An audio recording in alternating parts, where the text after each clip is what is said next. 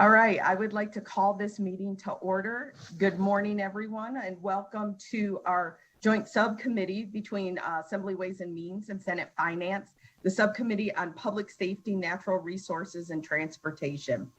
With that, Committee Secretary, please take the roll. Senator Brooks. Here. Senator Dennis.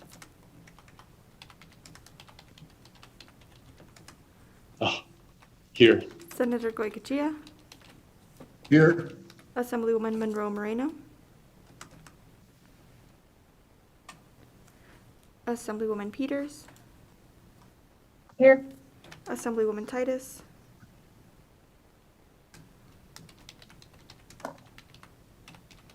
Here. Assemblywoman Tolles. Here. Assemblyman Watts. Here. Chair Miller. Here. And please mark Assemblywoman Monroe Moreno present when she arrives. Also with that, we have 2 budget closings today on the agenda. Of course, we will have public comment at the end of the agenda. We will have closing budgets for the Department of Motor Vehicles and the Department of Transportation. And has become the practice with these budget closings is we will take about a 10-minute recess so that members can print off all of their closing documents. So actually, let's make it a nice even 8:15. So if we could close, and please let me know if you have any troubles printing those documents. Okay? So 8:15.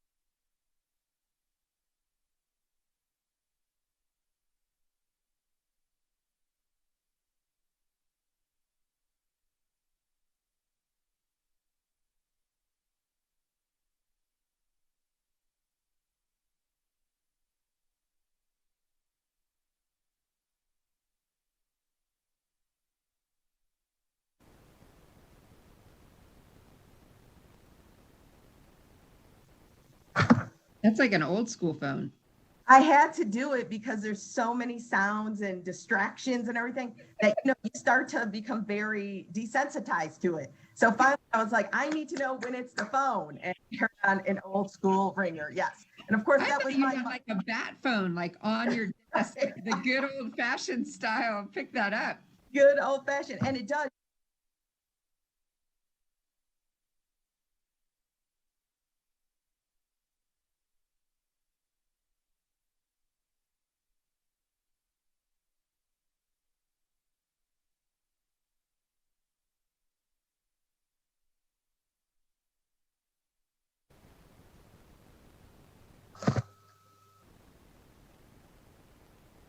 Chair, you are unmuted in live broadcast. Awesome. Thank you so much.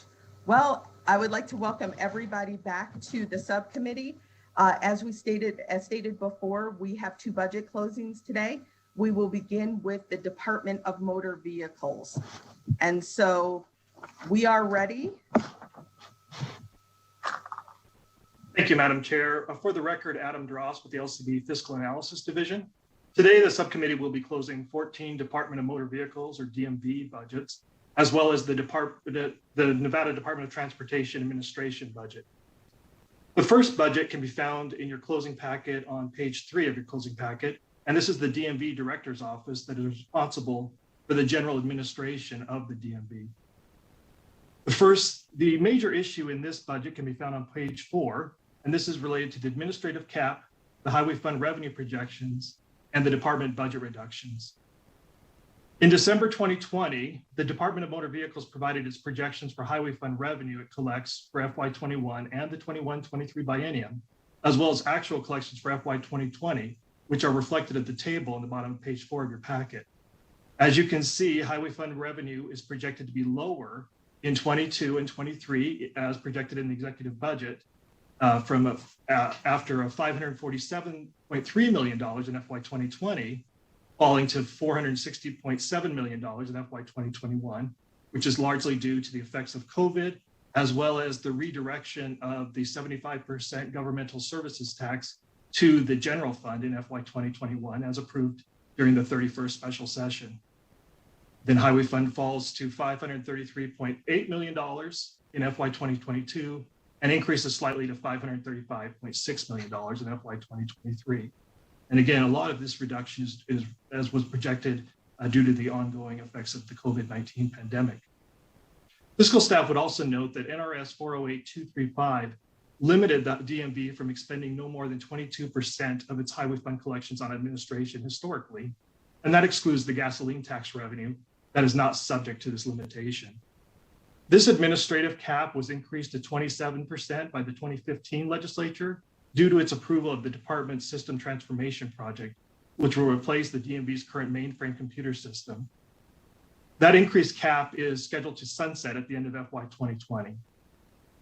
Based on the department's revenue projections, the department's historic 22% cap threshold would be $77.1 million in FY 2022 and $77.5 million in FY 2023.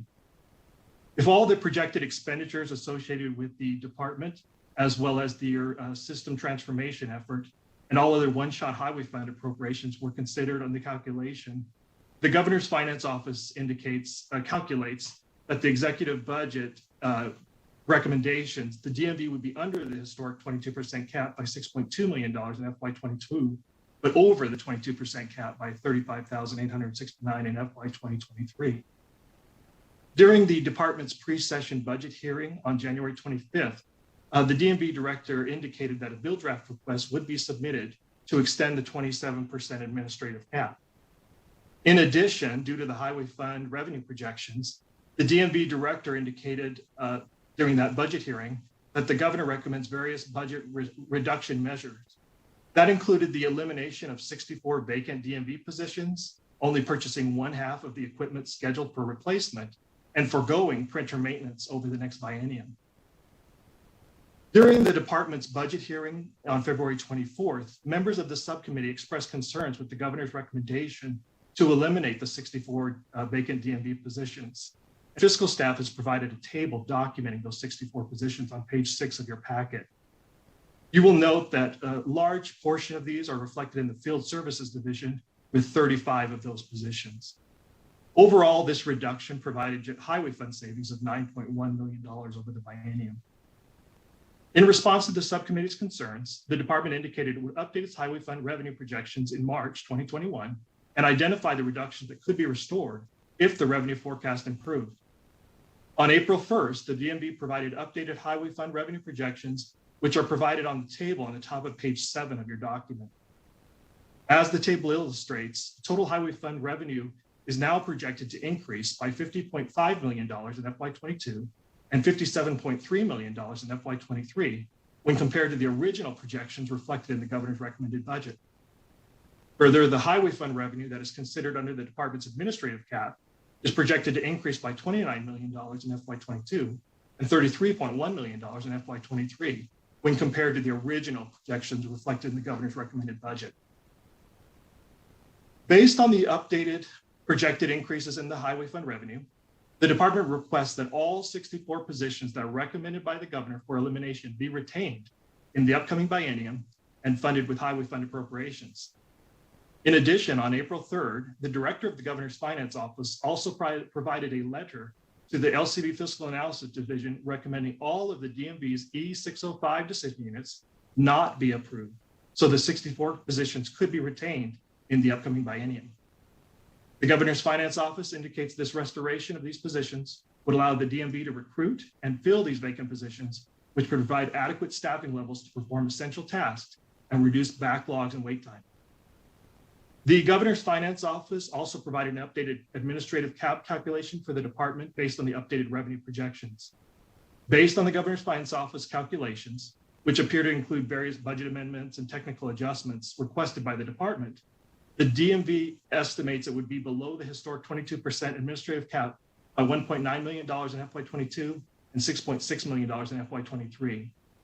However, fiscal staff will calculate a final administrative cap calculation once the DMV budgets are closed by the subcommittee and the various recommendations regarding budget amendments and technical adjustments are considered.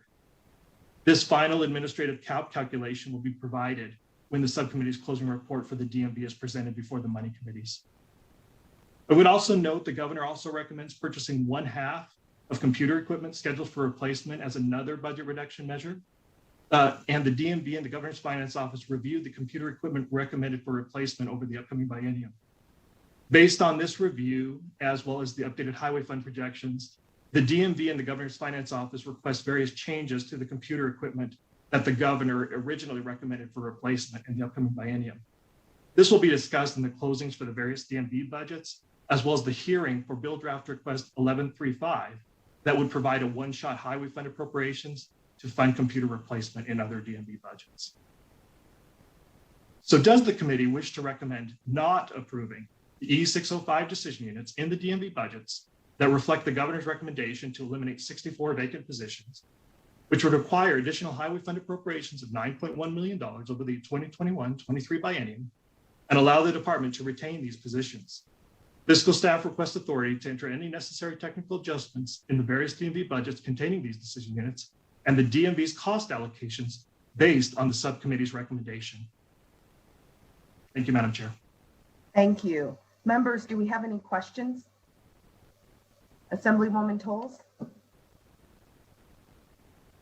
Yes, thank you, Madam Chair. And I wanted to go back to the discussion around the caps. That was something I asked about in the pre-budget hearings.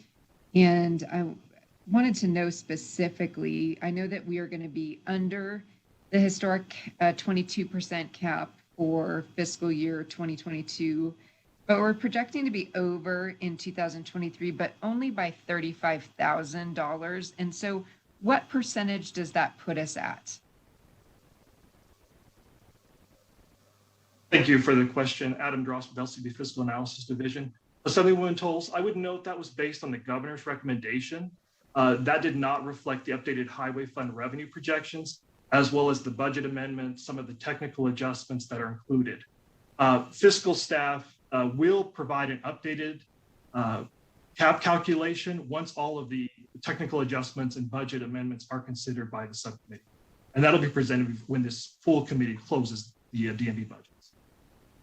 So with the BDR request, sorry, Madam Chair, may I have a follow-up? Yes, please. Thank you. So with the BDR request to raise the cap to 27%, is that what is going to help us to retain those 64 positions and to pay for the equipment? Or is it just the increased revenue projections? I'm just trying to understand how we're getting that gap filled and what role the BDR to increase the caps to 27% play. In reviewing the draft administrative cap calculation, it appears that the increased revenue was the largest factor that contributed to the addition, allowing the addition of these positions to be considered. Okay, so I guess I'll also have questions when it comes time to look at that BDR about raising the cap 27%, but I'll save it for when we get to that BDR hearing as to why that's necessary. But today, what I'm hearing you say is that this projection of 35,000 is going to be updated with technical adjustments, and that it's really being able to pay for the 64 positions, and the technological adjustments are primarily being carried by the fact that our revenues are better than we thought. That is correct. Thank you. Okay, thank you. And our next question is from Minority Leader Titus. Thank you, Madam Chair. I appreciate the opportunity to ask a question. I just want to acknowledge DMV's hearing our concerns about these 64 vacant positions. And I understand that we have to balance a budget. I've said that time and time again. But I absolutely prefer that they're not, they be held in reserve pending money versus eliminating. And so they heard our concern, and they did what we would hope that they do, reassess the monies. My question actually is around the projected income of 50 million in the one fiscal year, and then 53 million in the next, Mr. Droz. So does that take care of the 9 million? Is that doing the same math though? So they have an additional 50 million so they could afford, they can budget in this 9 million? That's correct. The revenue increased, and then based on that increased revenue, we would have additional expenditures of the $9 million over the biennium to fund those positions, retain those positions. Correct. And then just doing the simple math, that gives us left over almost 40 million. So it's along the same line of question about percentage of the cap that Assemblywoman Tolles brought, and just looking that we had probably a better outcome than what I'm seeing these numbers, that we had a larger reserve, just doing simple math. Possibly. The only caveat I would throw out there, Dr. Titus, is that there will be a few technical adjustments I'll mention this morning as closings, as well as some budget amendments, the system transformation effort. Those are rather high dollar amounts, so that will play into the cap as well. Then I guess my next question would be to DMV. I know they may be on the line or not, but I know that these, and we may have heard it during the hearing, that I understand that these 64 positions are currently vacant, and they were going to be eliminated. But at the same time, we hear about lines and lines and lines, and literally my daughter spent an hour and a half in line registering a car yesterday. And I'm wondering the possibility of filling these vacant positions, especially at the front desk of these businesses, and making sure that the DMV feels they're going to go ahead and look for hiring now. Will this change what they're going to do? Actually, if we don't approve that, will they go ahead and put out these for hiring? The DMV, if you'd like them to comment, I'm sure they can. However, the governor's finance office, based on the governor's recommended budget, they obviously did not allow the department to fill these positions because they were up for consideration to be eliminated. Based on the full, the subcommittee's recommendation, if the subcommittee chooses to retain these positions, obviously that would send a signal, as well as the full committee closing. If they are to be retained, that would send a signal that those positions will be retained and that they could be filled. Right, and that's good enough. Thank you, Mr. Drosten. Thank you, Chair Miller, for the questions. Thank you. Any additional questions from members? Okay, with that, I will entertain a motion. Madam Chair, Senator Dennis. I will make a motion. Although I want to make a quick comment. When Assemblywoman Titus mentioned her daughter an hour and a half, I'm thinking, man, I wish we could get that fast in Las Vegas. Although they're doing much better. But in the old days, it was like 3 or 4 hours. So thank you. I would like to make a motion to not approve E605 decision unit in the DMV budgets that reflect the governor's recommendation to eliminate 64 positions, which would require additional highway fund appropriations of 9.1 over the 2021-23 biennium, and allow the department to retain these positions, and give fiscal staff authority to enter into necessary technical adjustments in various DMV budgets containing these decision units and the DMV's cost allocation based on the subcommittee's recommendation. I'll second. Okay, so we have a motion by Senator Dennis. Do I have a second? Second. Second by Assemblywoman Titus. Any discussion? Okay, and with that, can we please take a roll call vote? Senator Brooks, Yes. Senator Dennis, Yes. Senator Goycochea, Yes. Assemblywoman Monroe Moreno, Yes. Assemblywoman Peters, Yes. Assemblywoman Titus, Yes. Assemblywoman Tolles, Yes. Assemblyman Watts, Yes. Chair Miller. Yes, and with that, the motion passes unanimously. Please, if we could proceed to the next decision item.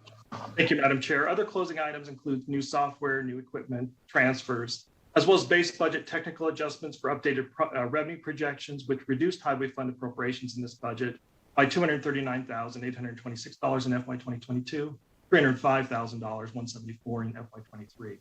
In addition, the Interim Finance Committee approved the reclassification of a position at its December 2020 meeting, and fiscal staff requests authority to enter a technical adjustment to reflect the reclassification of that position.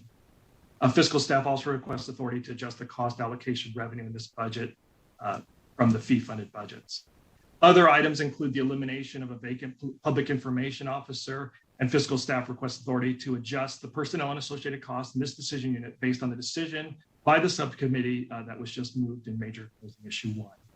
Fiscal staff recommends other closing items 1 through 4 be closed as recommended by the governor. Item 5 be closed with the noted technical adjustments.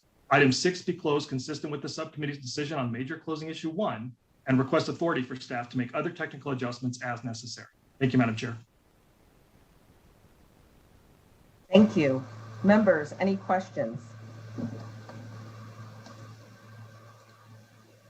Okay, with that, then I will entertain a motion. Madam Chair, I Senator? would move to approve closing items 1 through 4, and that they be closed as recommended by the governor. Item 5 be closed with the noted technical adjustments. Item 6 be closed consistent with the subcommittee's decision on major closing issue 1, and request authority for and to give authority to staff to make technical adjustments as necessary. I will second that. This is Assemblywoman Monroe Moreno. Okay, so we have a first by Senator Dennis and a second by Vice Chairman Monroe Moreno. Any discussion? Okay, thank you. Let's please take a roll call vote. Senator Brooks, Yes. Senator Dennis, Yes. Senator Goycochea, Yes. Assemblywoman Monroe Moreno, Yes. Assemblywoman Peters, Yes. Assemblywoman Titus, Yes. Assemblywoman Tolles, Yes. Assemblyman Watts, Yes. Chair Miller. Yes, and with the motion passes. If we could please proceed to the next decision item. Thank you, Madam Chair. The next budget is the Field Services Division budget, and this budget can be found on page 11 of your packet. The Field Services Division is responsible for direct customer service operations of the driver's licensing and vehicle registration functions. There's one major issue in this budget, and that's the transfer of 27 positions from this budget to the compliance enforcement budget. This recommendation includes the transfer of the positions that are listed on page 12 of your packet from the Field Services Division to the Compliance Enforcement Division. The Compliance Enforcement Division serves as the regulatory arm of the DMV and provides regulation over salvage, records, body shops, and the emissions control program. The department indicates the various vehicle inspector and appraiser positions often handle many issues that are related to fraud. And these items are more closely related to the Compliance Enforcement Division. With the recommended transfer, the positions would fall under the authority of the Compliance Enforcement Division, which would eliminate the referral process and subsequent delays as issues are transferred between DMV's divisions for resolution. As I previously mentioned, these positions deal with issues such as title fraud, stolen vehicles, abandoned vehicles, towed or abandoned vehicles, and safety and investigation fraud. The department indicates it's more appropriate for these staff to be part of the DMV's regulatory arm, as opposed to which has the support of its own sworn officers. During the department's budget hearing, the department indicated that the duties for the transferred positions would remain the same. However, the recommended transfer would place these individuals within the same chain of command for the Compliance Enforcement Division.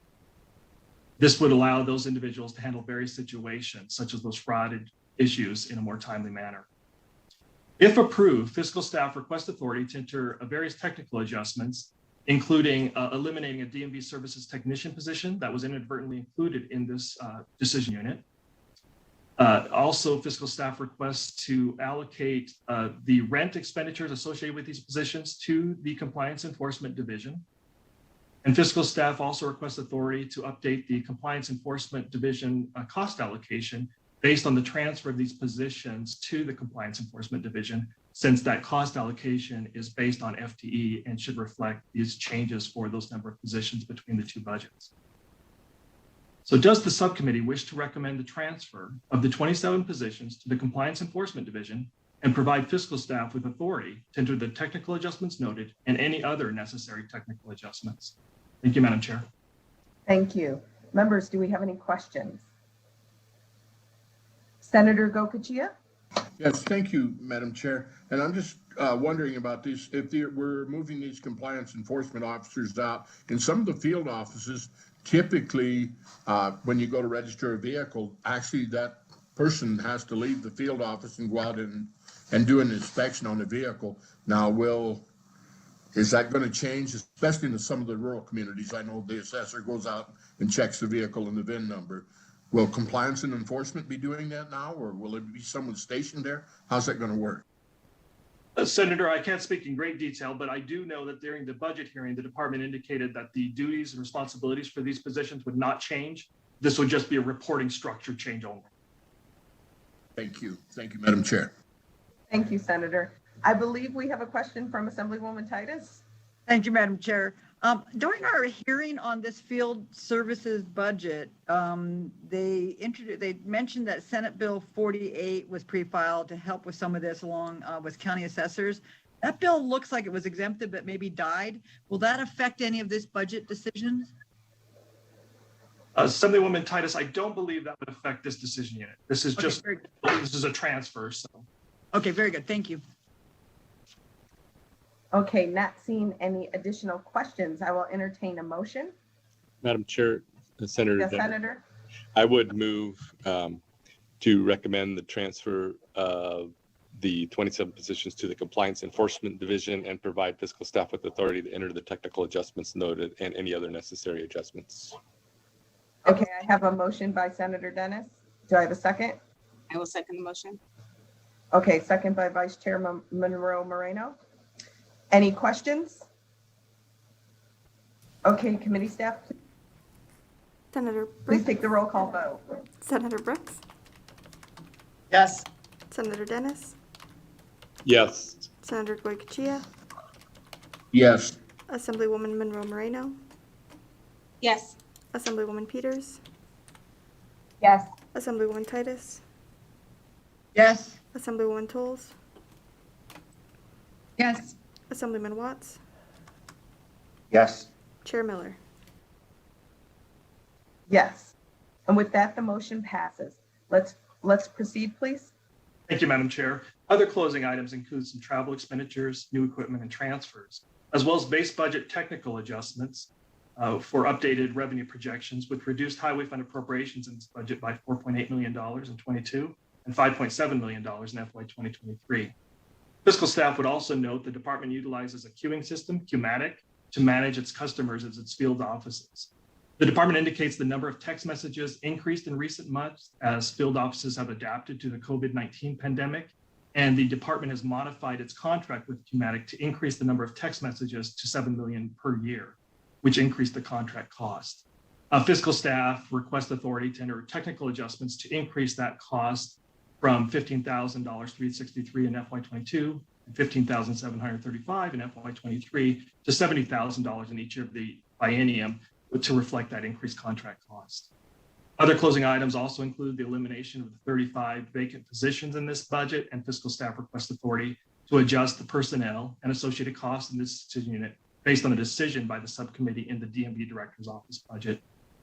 Fiscal staff would also note that Budget Amendment A215304-735 was submitted by the Governor's Finance Office, which recommends highway fund appropriations of $469,472 in FY22 and $479,030 in FY23 to fund the buildings and grounds rent expenditures for the new South Reno DMV field office, which were not included in the executive budget. I would note you will see this similar budget amendments in a few other budgets since the South Reno field office was inadvertently excluded from the executive budget, and budget amendments were submitted to correct that error. Fiscal staff recommends other closing items 1 through 5 be closed as recommended by the governor. Item 6 be closed with the noted technical adjustments. Item 7 be closed based on the action of the subcommittee in the DMV Director's Office budget. And item 8 be closed as reflected in Budget Amendment A215304-735. Fiscal staff requests authority to make technical adjustments as necessary. Thank you, Madam Chair.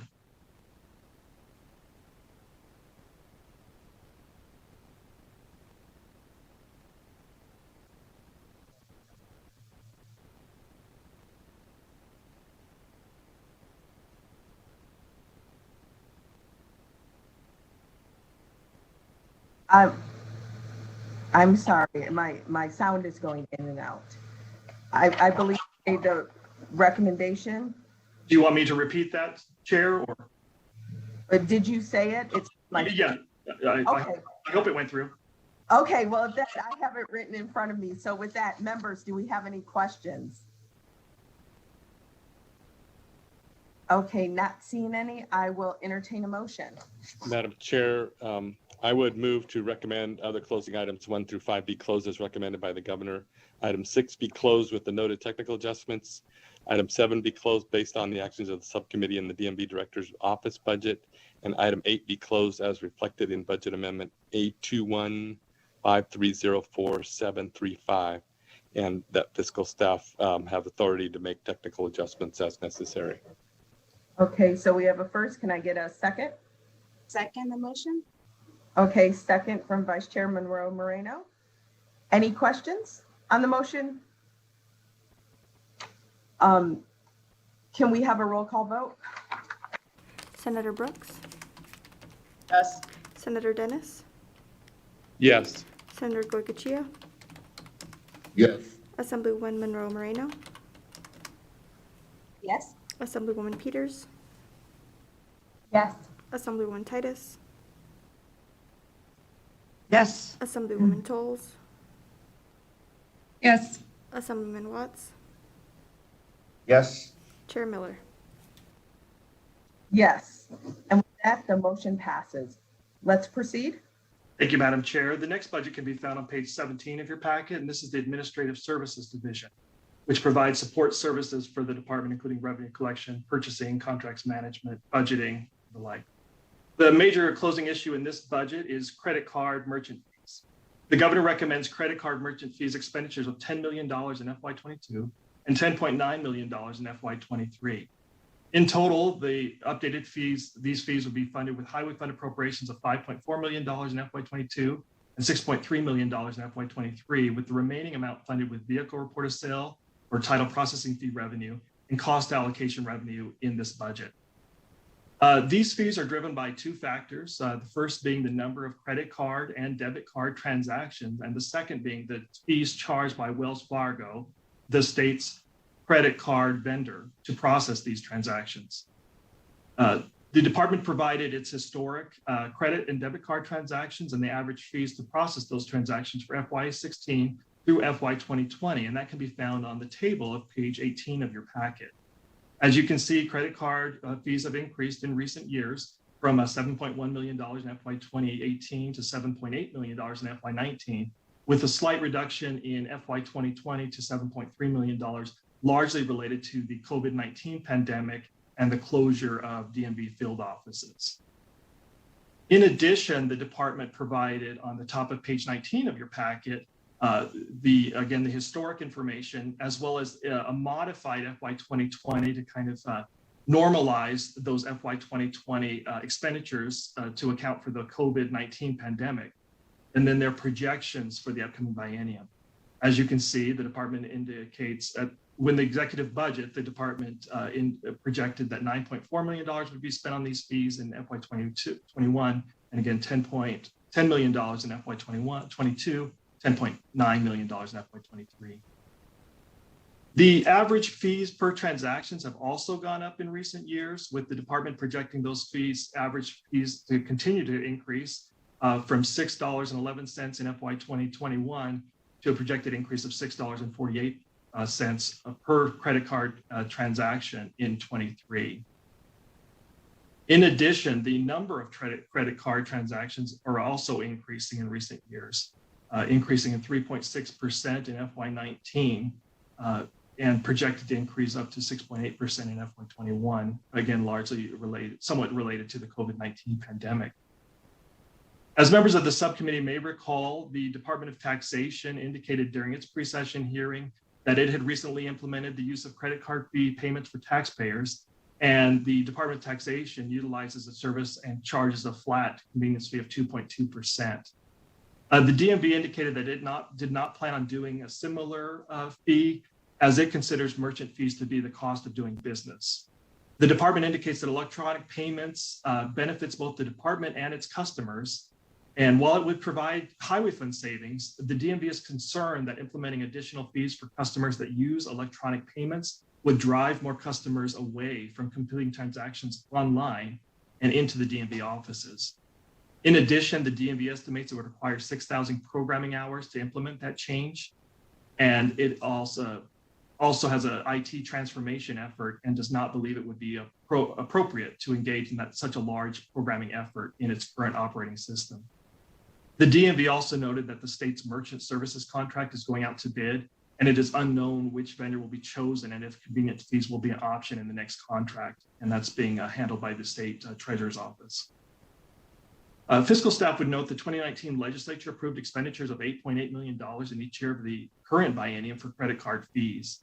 And in addition, the 2019 Appropriations Act allowed the DMV to transfer highway fund appropriations of up to $3 million between fiscal years of the current biennium to fund credit card fees with approval of the IFC.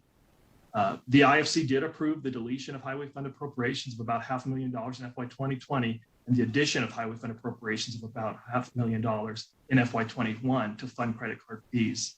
And fiscal staff would note the governor recommends the DMV maintain that ability to transfer highway fund appropriations up to $2 million between fiscal years of the upcoming biennium with approval of the IFC.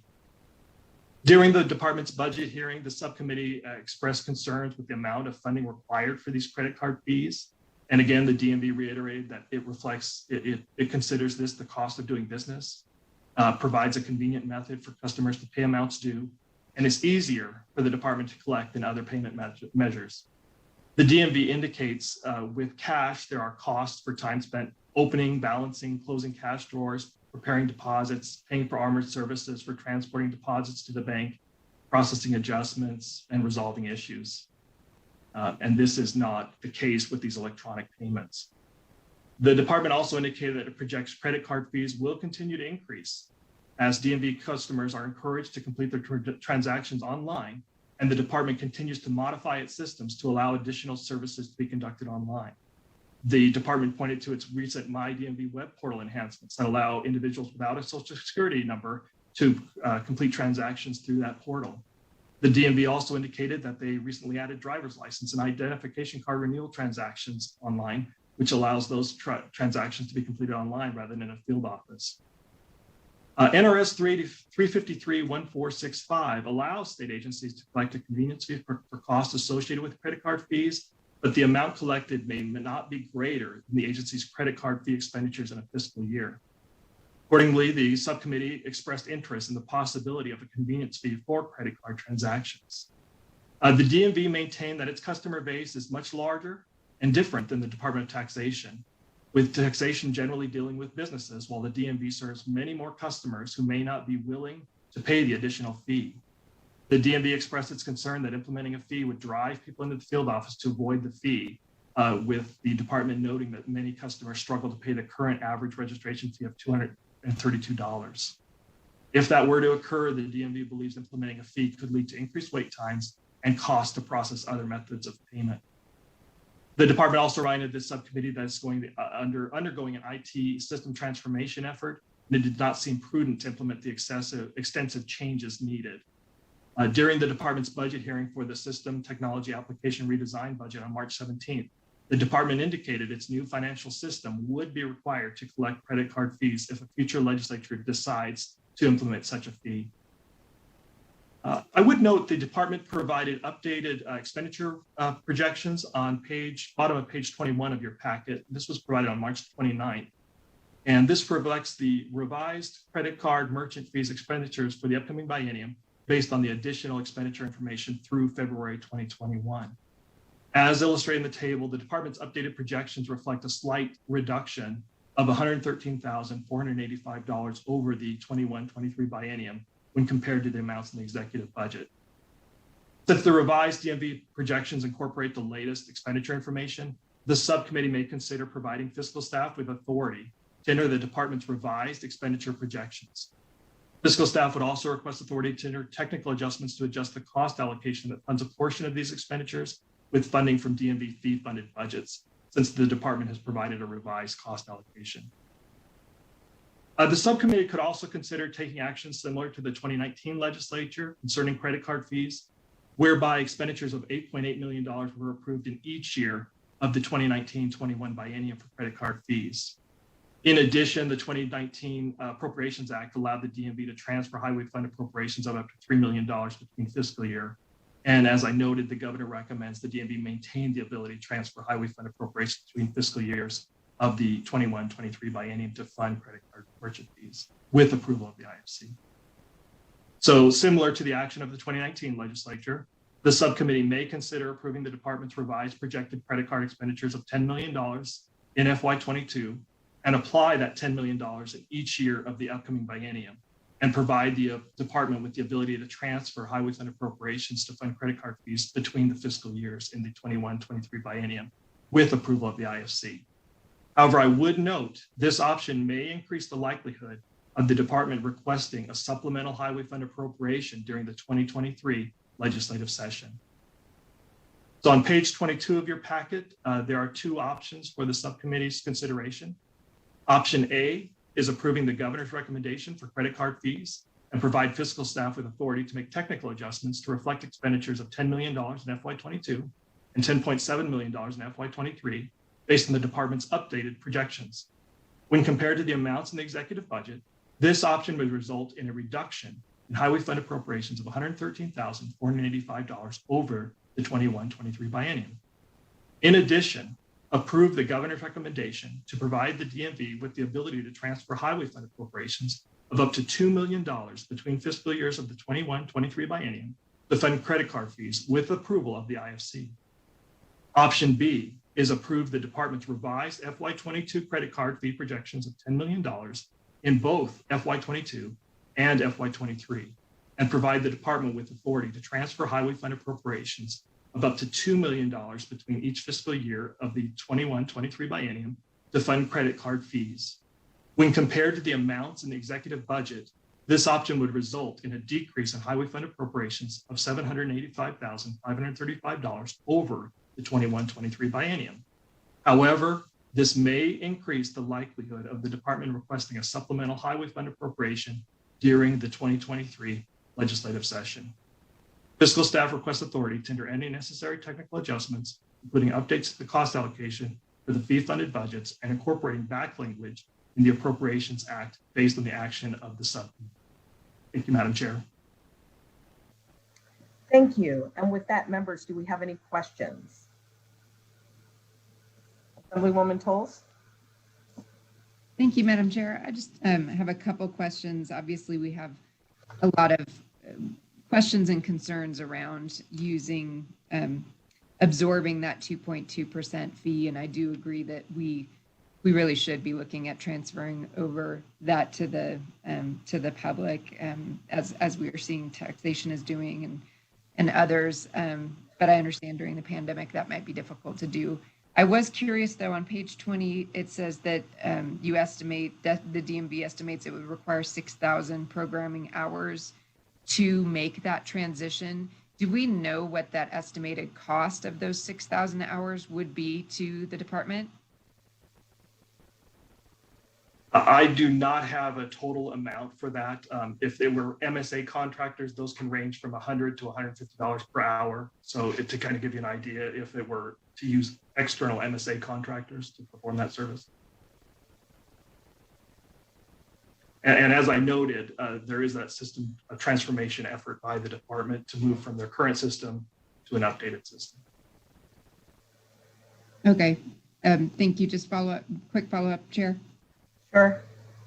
So I think what we just need to overall evaluate is that cost benefit analysis of that transition, the right timing for that transition, but also what we can recoup in general fund savings or in those highway fund savings with what we would be expending. And so I guess I would just note that the decision before us between A and B is that we get a little bit with A, we get a little less of a reduction this time around. With B, we have a greater reduction, but we may have to come back in 2023. And I think it would be prudent for this body to consider how transferring those processing fees to the public may be a fix in 2023 instead of having to come back for a greater allocation.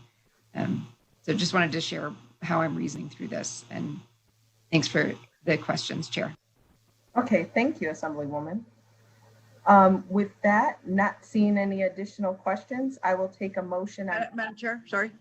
Madam Chair, sorry. Assemblywoman Titus. I apologize for reaching out, sorry. Quick question on the page 18, you gave us a list, a breakdown on that chart of credit card transactions. In 2016, there was actually more than in 2020. And do you think that people were still driving? Do you think that's due to COVID perhaps, where they didn't renew their registrations or didn't get their licenses? I was just wondering, that's a pretty significant drop. But it was also there in 2019, there was a drop in credit card transactions. So I'm not sure I heard a reason for that. Dr. Titus, I would note in mid-2017, the state transitioned to Wells Fargo for credit card processing, and that did affect some of the distribution between credit cards and debit card transactions. Okay, all right, thank you for that. And then on page 19, we had another chart where the actual fee, and that's, I think, what the shocking thing is to all of us and why we've been pushing for this for several sessions now, to find a way to get reimbursed for this fee, going from $2.69 in 2016. It seemed like no big deal. The state could pick that up. But now with this $6.48 increase, I know that our charges, although I think it's expensive to register my car, it hasn't gone up by almost 200%. And so that's why I think it's time to really rethink what we're doing here on this credit card transaction. So I think that's more of a comment than it is a question. Thank you, Mr. Drost. And thank you, Madam Chair. Thank you, Assemblywoman. And with that, I will entertain a motion on option B. Madam Chair. Yes. Senator Dennis, just a comment. I think I agree with the option B, and I think that as we talked about this, one of the issues on the fees and changing it now would be the huge cost in changing programming when we're just going to turn around and replace it with a new one. But I think they won't have that ready till I think Assemblyman Tolles mentioned 2023, but that won't be done by 2023. Is that correct? Just a question, Mr. Drost. The department hasn't created a formal timeline for their system transformation effort. So that's to be determined, Senator Dennis. Great, thank you. With that, Madam Chair, I would move to recommend that the approval of, or to recommend the department's revised fiscal year 2022 credit card fee projections of $10 million in both fiscal year 2022 and fiscal year 2023, and provide the department with authority to transfer highway funds appropriations up to $2 million between each fiscal year in the 2021-23 biennium to fund credit card fees. And also to give staff authority to enter into any necessary technical adjustments, including updates to the cost allocation for the fee funded budgets, and incorporating back language in the Appropriations Act based on the action of the subcommittee. I have a second. Madam Chair, this is Assemblywoman Monroe Moreno. I will second the motion. Okay, we have a second by Vice Chair Monroe Moreno. And with that, any questions on the motion? Okay, Committee Secretary, please take the roll call vote. Senator Brooks, Yes. Senator Dennis, Yes. Senator Goycochea, Yes. Assemblywoman Monroe Moreno, Yes. Assemblywoman Peters, Yes. Assemblywoman Titus, Yes. Assemblywoman Tolles, Yes. Assemblyman Watts, Yes. Chair Miller. Yes, and with that, the motion passes unanimously. Please, let's proceed to the next one. Thank you, Madam Chair. Other closing items include new equipment, replacement equipment, and base budget technical adjustments for updated revenue projections, which reduced highway fund appropriations in this budget by $1.4 million in FY22 and $1.2 million in FY23. In addition, there is an elimination of 2 positions, and fiscal staff request authority to adjust the personnel and associated costs in that decision unit based on the decision by the subcommittee and the Dmv Director's Office budget. There's also a budget amendment A215314745, which recommends highway fund appropriations of $9,977 in FY22 and $10,202 in FY23 to fund the buildings and grounds rent expenditures for the new South Reno Dmv field office, which were not included in the executive budget.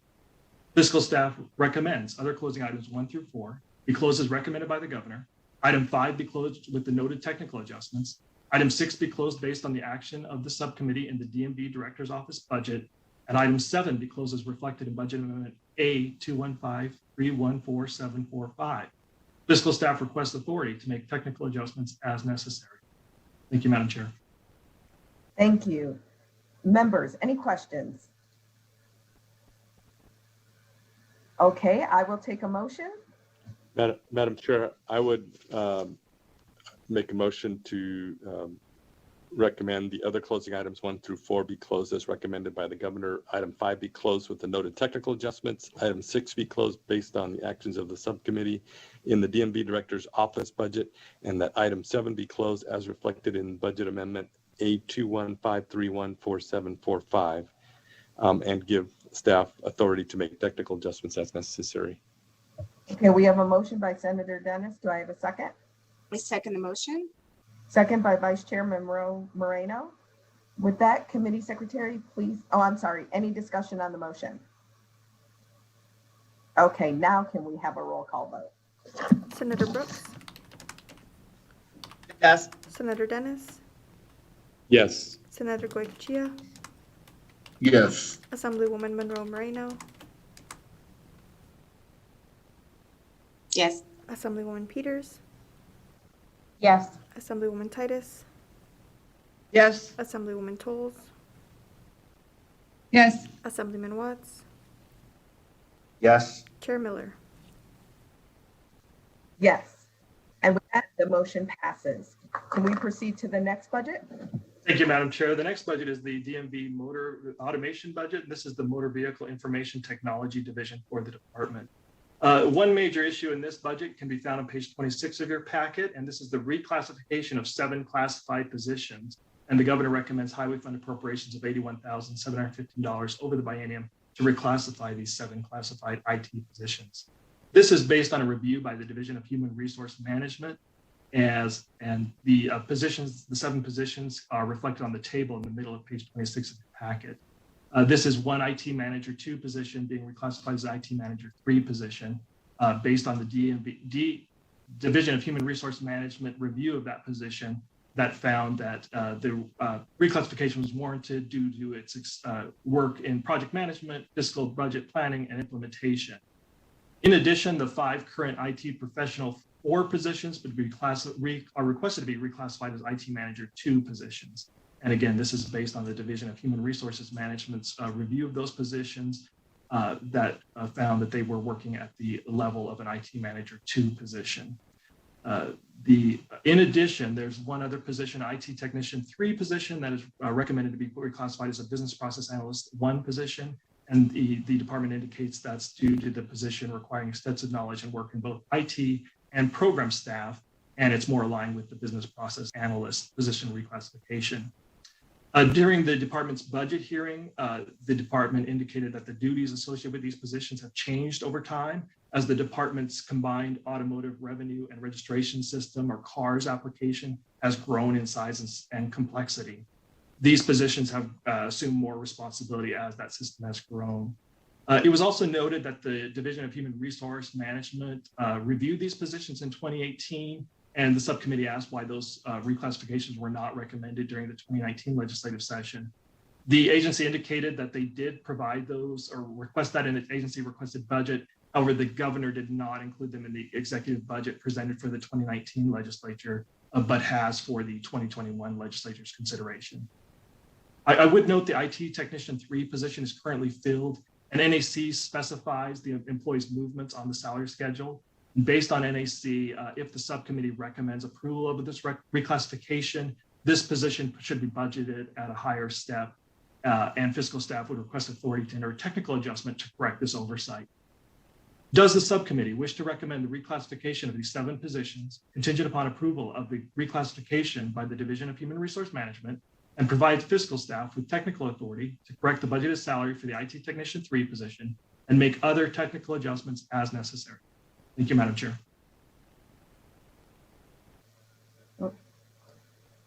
Thank you. Members, any questions? Not seeing any questions, I will entertain a motion. Madam Chair. Yeah, I will try to get this.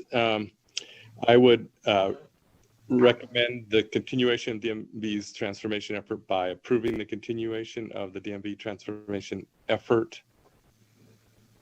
Let me make sure I'm in the right.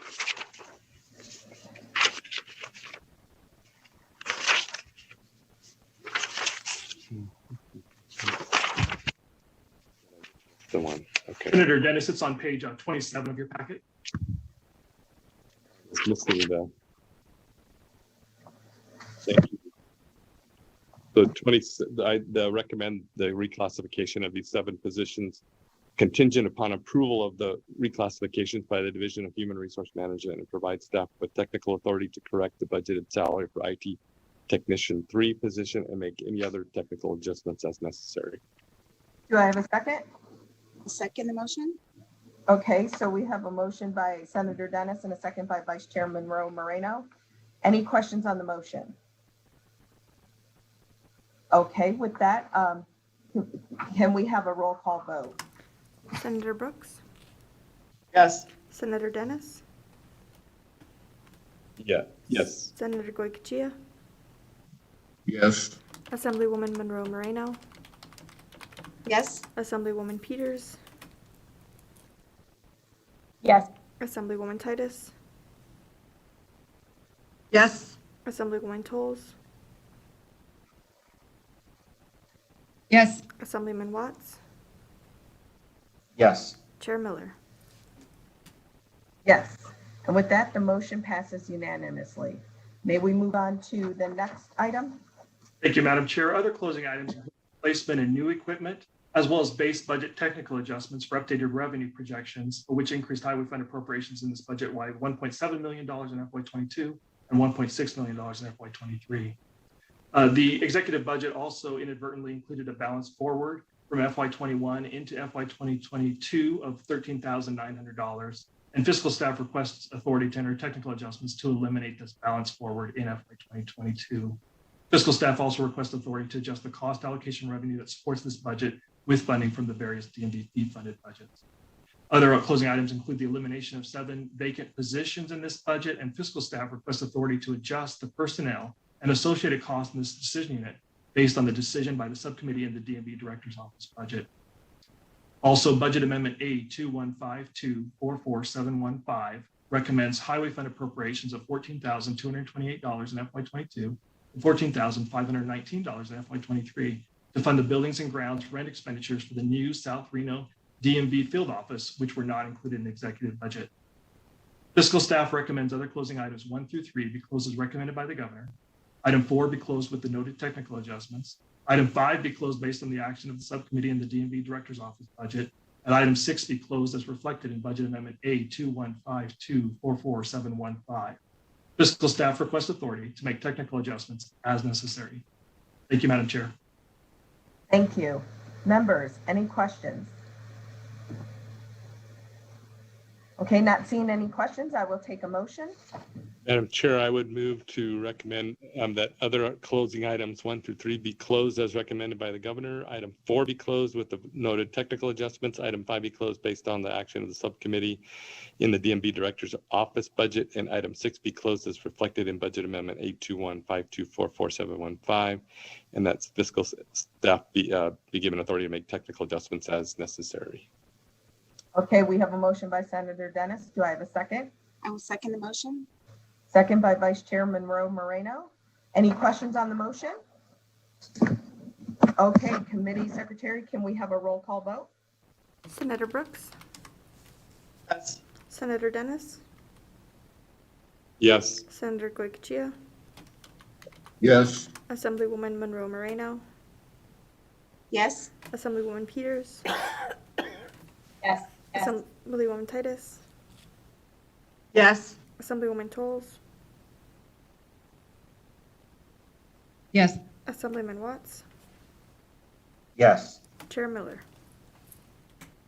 Yes. And with that, the motion passes unanimously. Can we proceed to the next budget? Thank you, Madam Chair. The next budget can be found on page 31 of your packet, and this is the System Technology Application Redesign Budget, or the STAR budget. And this was established to isolate the expenditures associated with the replacement of the DMV's current COBOL mainframe and power builder computer system with a new integrated computer system that will operate on a single platform.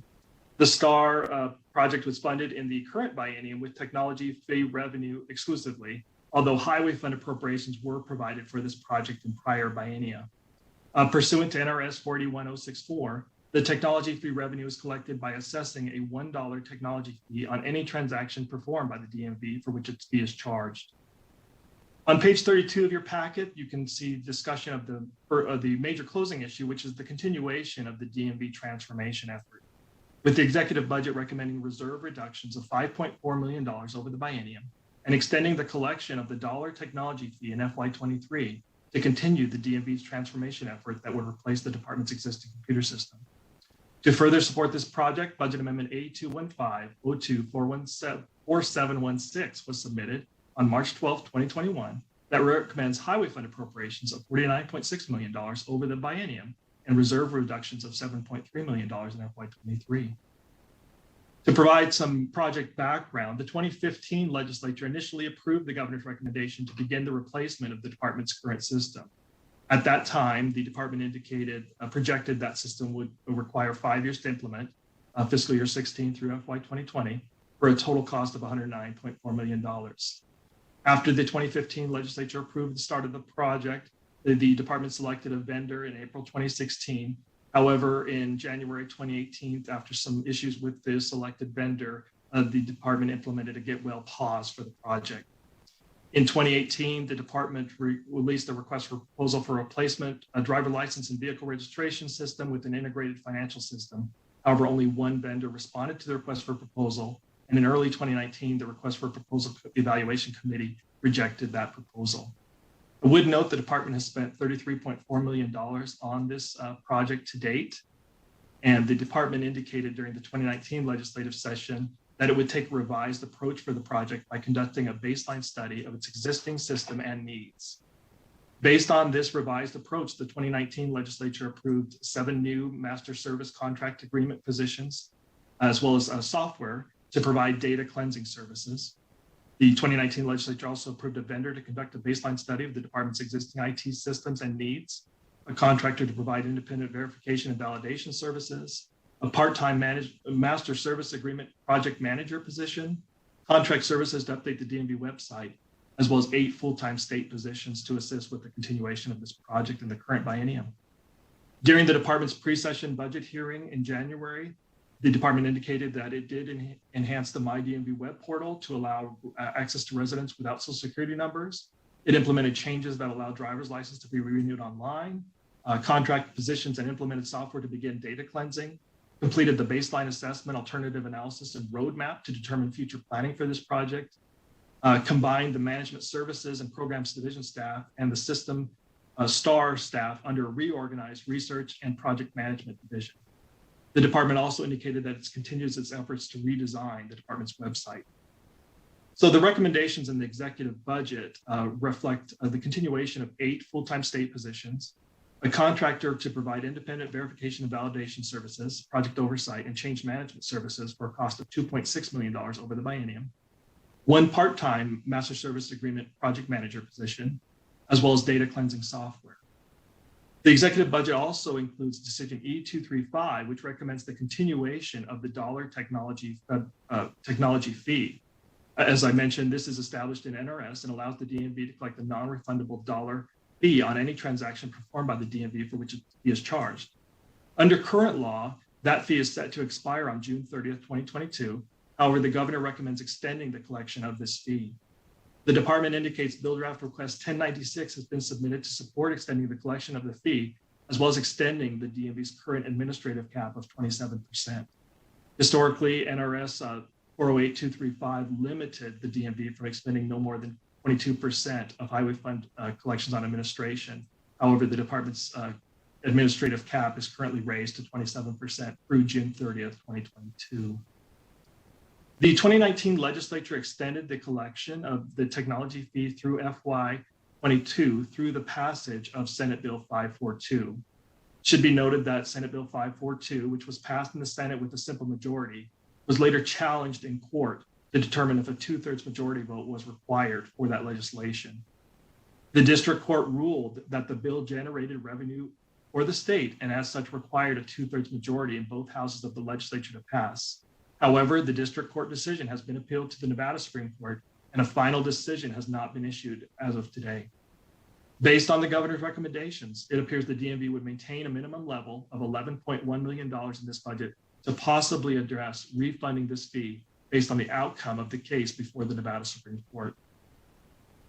I would note another decision unit in this budget is decision unit E241, which recommends reserve reductions of $102,900 in each year of the biennium to increase the master service agreement project manager from a part-time position to a full-time position. As I noted, the 2019 legislature approved funding for a vendor to conduct an independent baseline assessment, and that was completed in June 2020.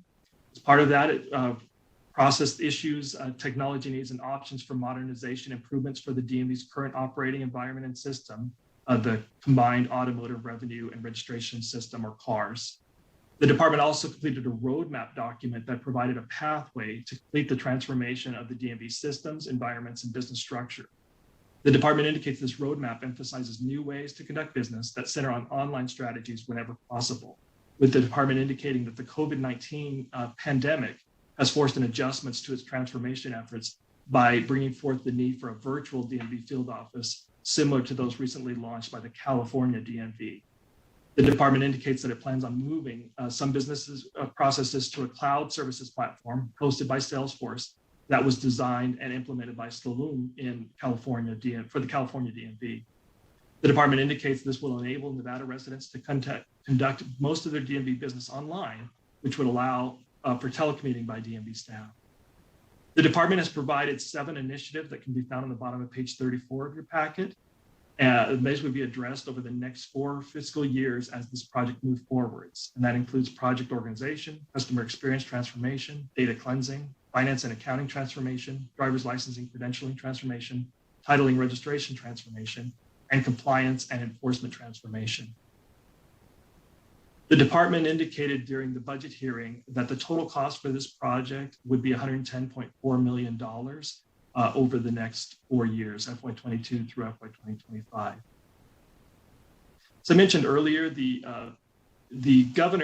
executive budget initially recommended funding a large portion of the DMV transformation effort through a one-shot highway fund appropriation of bill.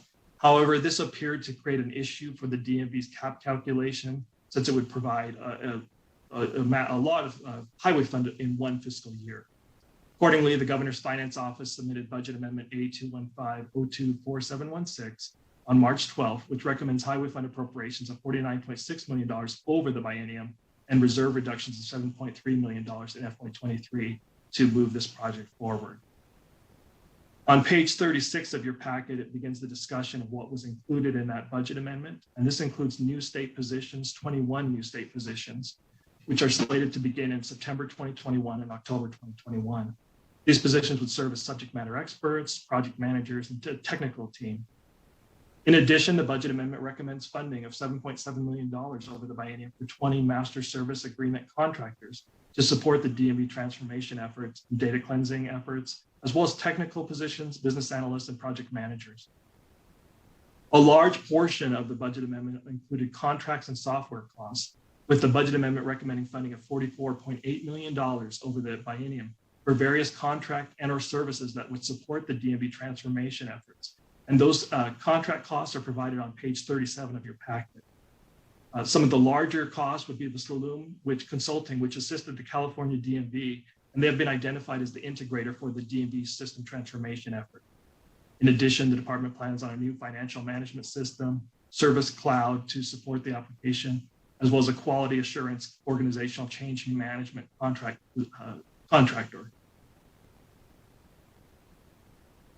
Moving to page 38 of your packet, the budget amendment also recommended funding totaling $117,600 over the biennium for in-state travel expenditures for staff to participate in joint application development and office deployment sessions. The budget amendment also recommended funding total $126,000 over the biennium for training costs in the new system. Finally, the budget amendment included operating costs totaling $404,904 over the biennium for various operating costs that includes 12 laptop computers and associated hardware, software, phone lines, operating supplies, and buildings rent. I would note the department indicated that they could house these new state positions and the master service contract positions at the DMV's headquarters in Carson Cities. During the department's budget hearing on March 17th, the subcommittee had numerous questions about the DMV's transformation effort and how this project would progress in the upcoming biennium. The DMV indicated that it had not yet developed a formal timeline for implementation of the 7 project initiatives, but would prioritize the activity that would allow additional transactions to be completed online. The department indicated that it would, as an example, would prioritize private party sales, since individuals currently need to conduct these transactions in a DMV field office. Fiscal staff would also note that the DMV provided its projections for the cost of a project during the earlier budget hearing of $110.4 million. However, those amounts did not include the cost associated with the existing STAR budget, including the 8 positions in the base budget. Accordingly, fiscal staff requested revised projections for the project, including the expenditures including in the STAR base budget that were included in the executive budget. The department provided its updated expenditure projections, and those can be found on the bottom of page 38 of your packet. In total, the department clarified that the total cost of this project would be $114.9 million over the 4-year period. As far as the new state positions, during the budget hearing, the department indicated those new state positions would backfill existing state positions that would serve as subject matter experts or provide technical expertise for the project. The department also indicated that it proposes to retain the 8 positions from the base budget, as well as 7 positions recommended in the budget amendment due to their knowledge of the new system. However, the continuation of those positions after this project is complete will be determined by a future legislature. Fiscal staff would also note that 8 of the new state positions are recommended to begin in September 2021. However, the anniversary date for these positions is reflected as October, and fiscal staff requests authority to align those anniversary dates with the planned hire dates. As far as the master service agreement contract positions, the department indicated these 21 sunsetting master service agreement contract positions are needed due to the complexity of the DMV system and business processes. The department indicated it intends to maintain its existing system while the new system is developed. The department further indicated that some of the justification for having these additional skill positions working on the project was to provide for data transfers between the existing system and the new system as additional functionality is implemented. Regarding contracts and software, the department indicated that it developed these expenditure amounts after analyzing the existing CARS application and developing its plan to create a virtual DMV field office similar to the one recently launched by the California DMV. The department indicated it utilizes direct quotes from some vendors and requests for proposal documentation received from other governmental agencies. The department indicates that it intends to join into contracts of other governmental agencies as allowed by NRS 332195. The DMV indicated the Slalom team will be conducting all configuration, development, and programming for the planned Salesforce Callout application and MuleSoft software solution. Since these services and applications comprise the largest portion of these contract expenditures, the DMV provided additional detail regarding the calculation of these projected costs, with the department indicating it provided a list of its current transactions and the volume for those transactions, as well as the processes used by its existing systems. The vendors then evaluated that work effort related to those items and defined the work effort in terms of specific activities and phases to come up with their cost proposals. Fiscal staff would note the department indicates the contract costs associated with the quality assurance organizational change management contractor was inadvertently included in both the base budget as well as the budget amendment. So fiscal staff requests authority to remove those contractor expenditures of $1.3 million in each year of the biennium from the base budget. As far as in-state travel, during the budget hearing, the subcommittee was interested in hearing for the need for that in-state travel, and the department indicated that this travel was related to joint application development and office deployment sessions that would allow various project members to work together in one location. The department indicated this travel, which would cover an entire week, would allow for face-to-face interaction and whiteboarding of various processes and solutions. The department reanalyzed the positions that would be participating in this travel and the associated costs. Based on this analysis, the DMV indicates the in-state travel expenditures could be reduced from $58,800 to $33,942 each year of the biennium. And fiscal staff requests authority to enter technical adjustments to reflect those reduced travel expenditures. As far as operating expenditures, the department indicated it plans to house the 21 new state positions and 21 master service agreement contract positions at the DMV's headquarters in Carson Cities. When asked if space would continue to be available if the subcommittee restored positions that were recommended to be eliminated by the governor, the department indicated that the majority of the positions proposed for elimination are in the various field services division offices. The department confirmed it has space available and equipment for the new staff if the positions recommended for elimination are restored. However, the department indicates that if the need arises for additional space or staff, it would submit a work program for consideration. Fiscal staff would also note that the budget amendment included estimated rent expenditures of $155,182 in each of the biennium.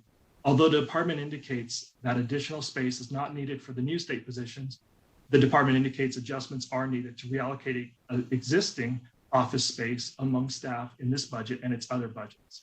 Fiscal staff requests authority to reallocate office space between the various DMV budgets to account for the additional staff members.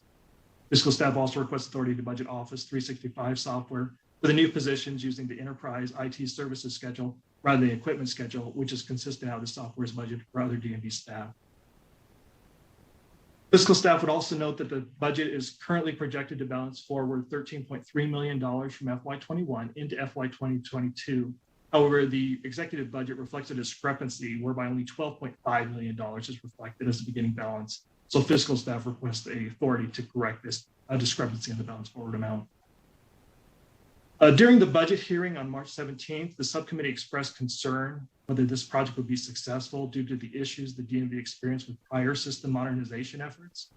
In response, the department assured the subcommittee it had learned its lessons from prior efforts, which included employing new leadership and assembling team members with appropriate expertise.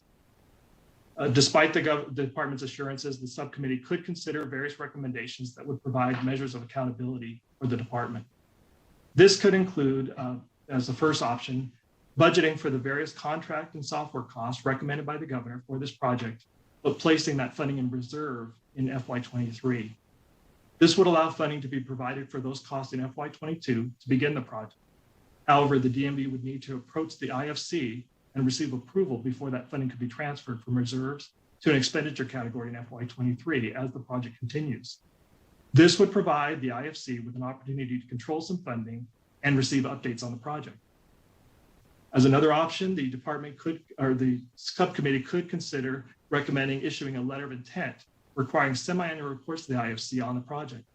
This could include an overview of activities, updates on implementation, the change management efforts, activities of the project vendors, project deliverables, staffing levels, as well as a plan for the system to account for and collect credit card fees.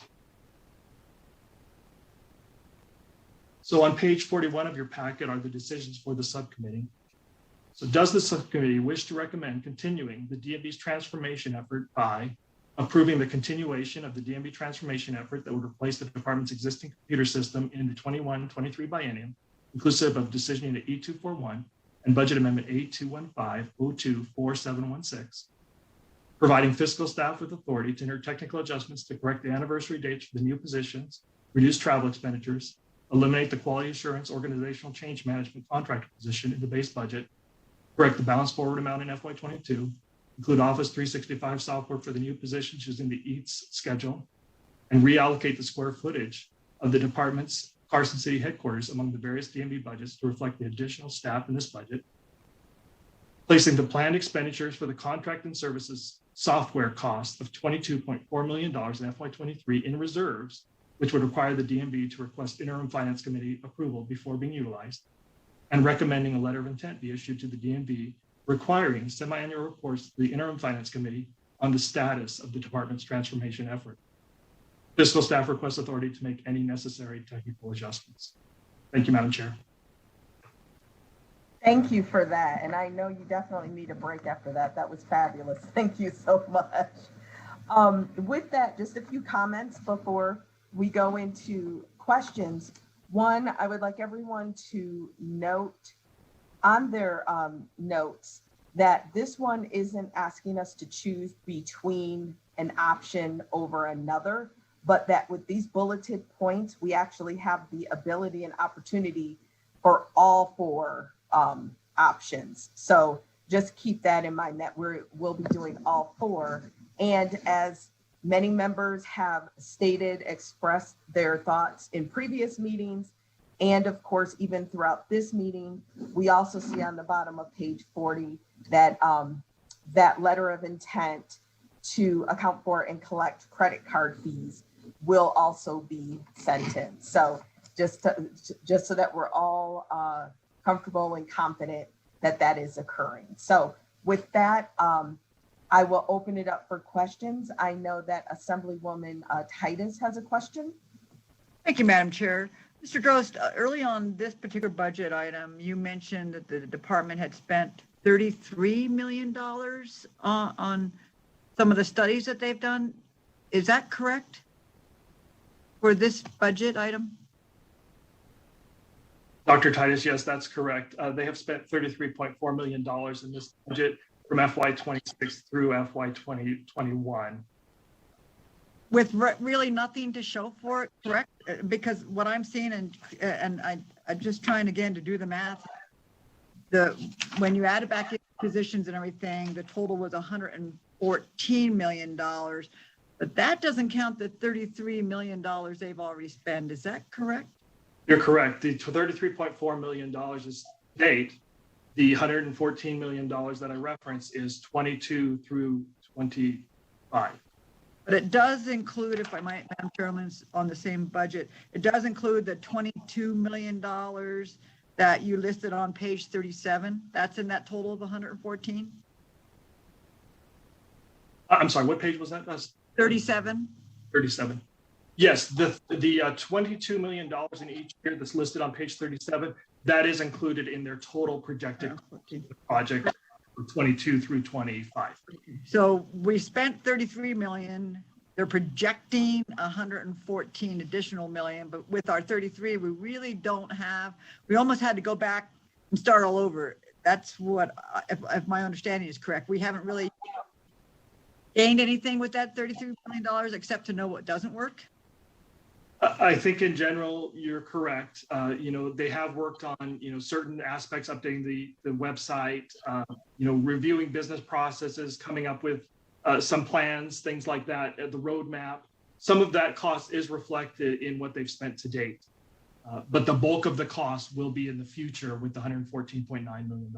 Great, thank you. I just wanted some clarity and documentation what money we've already spent that has not gotten us much. And so I'm appreciative of the comments already made in your presentation regarding holding them accountable and checking on them and having them come back, because to spend $33 million and now they're wanting to spend $114 million, we need to definitely have some accountability there. So thank you, Mr. Drost, and thank you, Madam Chair, for the question. Thank you, Assemblywoman. Senator Garcia? Thank you, Madam Chair. And I just wanted to make sure we are maintaining the statutory 27% cap on the highway fund. Senator, there's a second piece to this, and if you don't mind, maybe we can cover that at the second piece. That'll be fine. It was just the question that came up to me, and I'm definitely supportive of the way it looks. There wouldn't be any limitation though on the 22.4 that we're putting. Would be allowed for interim finance committee to bring forward. If there was more funding available, we could enlarge that number and actually speed up the process as long as AFC had the oversight. Senator, again, I'll cover that in the second piece, but I would note the governor's finance office has requested that the department be allowed to transfer highway fund appropriations between fiscal years in the upcoming biennium. So if the project does move faster or slower, they can transfer highway fund appropriations between the fiscal years to accommodate for that unexpected event. Thank you so much. Thank you, Madam Chair. I don't know how I got ahead on this, but it's unusual for me to be ahead. Thank you. Thank you, Senator. And any additional questions from members? Not seeing any additional questions, then I will entertain a motion. Madam Chair. Accept all 4 bullet points. Yes, Senator? Thank you. And just a comment. I agree. I think the issue of placing it in reserves allows them for the opportunity to come back during the interim and at least report to somebody what's going on. And then we're going to get those reports in that letter of intent. So with that, I would move to recommend continuing the DMV's transformation effort by including the following: approving the continuation of the DMV's transformation effort that would replace the department's existing computer system in 2021-23 biennium, inclusive of decision unit E241 and budget amendment 8215024-716. That we provide fiscal staff with authority to enter into technical adjustments to correct the anniversary dates for the new positions, reduce travel expenditures, eliminate the quality assurance / organizational change, management contractor expenditures in the base budget, correct the balance forward amount in fiscal year 2022, include Office 365 software for the new positions using the enterprise IT services schedule, and reallocate the square footage of the DMV's Carson City headquarters among the various DMV budgets to reflect the additional staff in this budget. Additionally, placing the planned expenditures for the contract and software costs of $22.4 million in fiscal year 2023 in reserves, which would require the DMV to request interim finance committee approval before being utilized, and that we recommend a letter of intent be issued to the DMV requiring semi-annual reports to the interim finance committee on the status of the department's transformational effort, and that fiscal staff be given authority to make necessary technical adjustments. Okay, we have a motion by Senator Dennis. Do I have a second? That was a mouthful, and I will second it, Madam Chair. Thank you. We have a second by Vice Chair Monroe Moreno. Any questions on the motion? Question, Madam Chair? Yes, Assemblywoman Titus? Thank you, Madam Chair. Just for clarification, does, in that motion, although I'm accepting and conceptually, I want to make sure, and I know in the next paragraphs down, we talk about that technology fee. But if we pass these 4 bullet points of this decision unit, does that not, do those numbers include the technology fee? I will let Mr. Dross answer that. It's my understanding it does. Dr. Titus, in response to your question, this the way this closing has been broken down is the first option that's being considered now, the decision before the subcommittee, is just generally, does the subcommittee wish to continue the project with the technical adjustments, with the letter of intent, and placing the funding in FY23 reserve. After that decision is made, the second decision will be, how is it funded? Very good. Thanks for that clarity. I will be in support of the way it's presented at this time so that I can have the option later. Thank you. Thank you, Assemblywoman. And with that, Committee Secretary, can we have a roll call vote? Senator Brooks, Yes. Senator Dennis, Yes. Senator Goicoechea, Yes. Assemblywoman Monroe Moreno, Yes. Assemblywoman Peters, Yes. Assemblywoman Titus, Yes. Assemblywoman Tolles, Yes. Assemblyman Watts, Yes. Chair Miller. Yes. And the motion passes unanimously. And if we could proceed to the next item, please. Thank you, Madam Chair. As I noted, so that option allows for the continuation, the recommendation to continue the project. So the second piece of this closing is related to how the project would be funded in the upcoming biennium.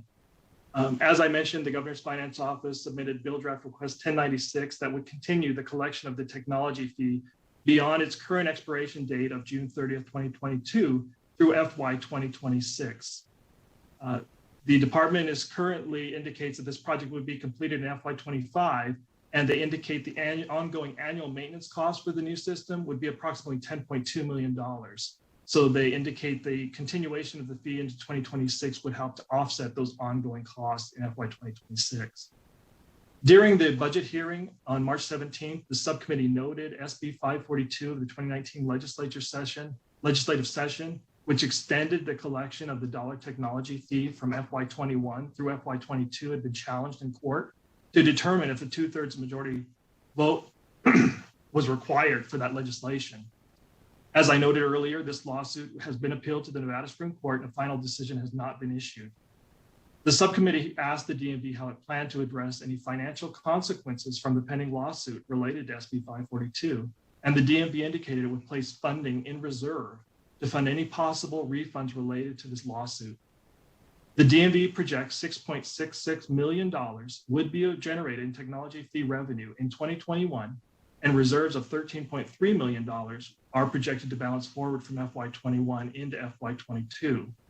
Therefore, only approximately $6.67 million in reserve funding would be available in this budget for expenditure in FY22 by keeping that FY21 technology fee revenue that was generated in FY21 in reserves. Fiscal staff would also note that on April 1st, the DMV provided updated projections for the technology fee revenue of $6.7 million in FY22 and $6.9 million in FY23. And fiscal staff requests authority to enter the updated revenue projections, which are reflected in the closing adjustments for this budget and reflect increases of $2.3 million over the biennium. Budget amendment that was submitted by the Governor's Finance Office recommends this budget retain a level of reserve funding approximately equal to the technology fee revenue that would be generated in FY21 and FY22, since the collection of that revenue is currently being litigated. However, the DMV subsequently indicated to fiscal staff its intent that Bill Draft Request 1096 or other enabling legislation allow for the collection of the technology fee revenue in the 21-23 biennium, regardless of the court decision.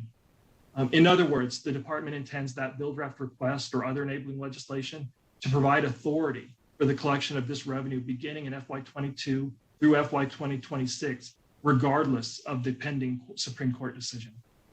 However, at this time, the results of the lawsuit are unknown, and is uncertain if Bill Draft Request 1096 or other enabling legislation would require and or receive a 2/3 majority vote. Accordingly, if the subcommittee considers approving decision E235 that recommends the continuation of the technology fee, it may also consider the following options related to the use of the technology fee revenue to support this project, which fiscal staff estimates would reflect expenditures of $59.6 million over the 21-23 biennium, inclusive of the technical adjustments noted earlier. So option A is fund a portion of the DMV transformation effort with the technology fee revenue that would be generated in the 21-23 biennium, totaling $13.6 million, and the $6.7 million in reserve funding that would be available for expenditure in FY22, with the remaining funding provided by Highway Fund Appropriations totaling $39.3 million over the biennium. This option is based on the premise that Bill Draft Request 1096 or other enabling legislation would need to be approved by the 21 legislature and provide technology fee revenue in the upcoming biennium.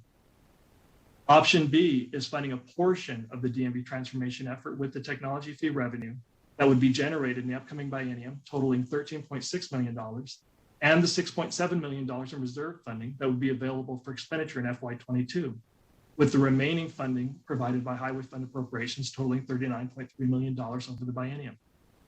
In addition, include language in the 21 Appropriations Act providing additional Highway Fund appropriations equal to the technology fee revenue of $13.6 million that would be generated in the biennium to fund the project if that Bill Draft Request 1096 or other enabling legislation is not approved or does not provide the department with approval to collect the fee. Option C is do not fund any portion of the DMV transformation effort with the technology fee revenue that is projected to be generated in the 21-23 biennium, and instead fund the project with Highway Fund appropriations totaling $52.9 million over the biennium and the $6.7 million in reserve funding that would be available for expenditure in FY22. This option would place all projected technology fee revenue in reserves and allow the project to continue regardless of the lawsuit or pending legislation. However, if the department is ultimately able to collect the technology fee revenue, this option would provide the budget with excess funding. So I realize that's rather complex or in text. So fiscal staff also provided a table documenting these options on page 43 of your closing packet, with option A indicating that based on the premise that Bill Draft Request 1096 or other enabling legislation would need to be approved and would provide technology fee revenue to support the project in the upcoming biennium. Option B is laid out into two different areas. The first being if the BDR passes and provides the department with the ability to collect the technology fee revenue, that the technology fee is used for that project to support part of the project. If the BDR does not pass under option B, there's back language in the Appropriations Act that would provide the department with additional Highway Fund appropriations kind of as a backstop for the loss of the technology fee revenue. And option C is again just placing all technology fee revenue in reserve and funding all of the project with the Highway Fund as well as the balance forward from 21. Since some of the timelines associated with the DMV transformation effort may shift as the project progresses, the Governor's Finance Office recommends this budget be provided with authority to transfer Highway Fund appropriations between fiscal years in the upcoming biennium. And fiscal staff request authority to include enabling legislation language for those transfers in the 21 Appropriations Act, regardless of the options recommended by the subcommittee. Fiscal staff would note that such transfers may affect the calculation of the DMV administrative cap, since Highway Fund appropriations would be shifted from one fiscal year to another. To address this, Bill Draft Request 1096 that was submitted by the Governor recommends continuing the increased DMV administrative cap of 27% beyond its current expiration date of June 30th, 2022.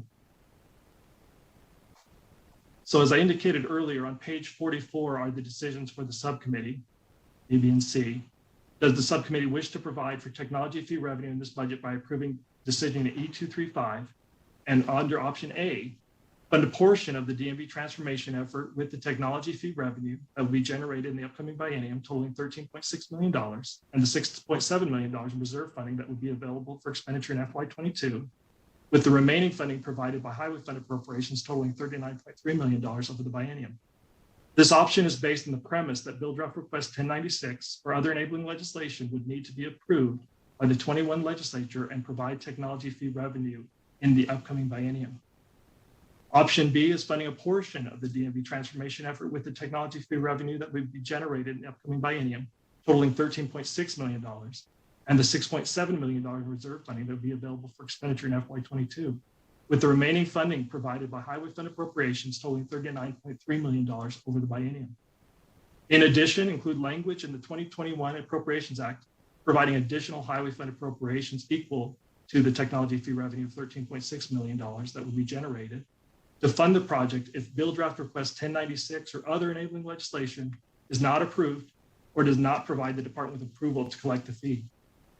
Finally, option C is do not fund any portion of the DMV transformation effort with the technology fee revenue that is projected to be generated in the upcoming biennium, and instead fund the project with highway fund appropriations totaling $52.9 million over the biennium and the $6.7 million in reserve funding that would be available for expenditure in FY22.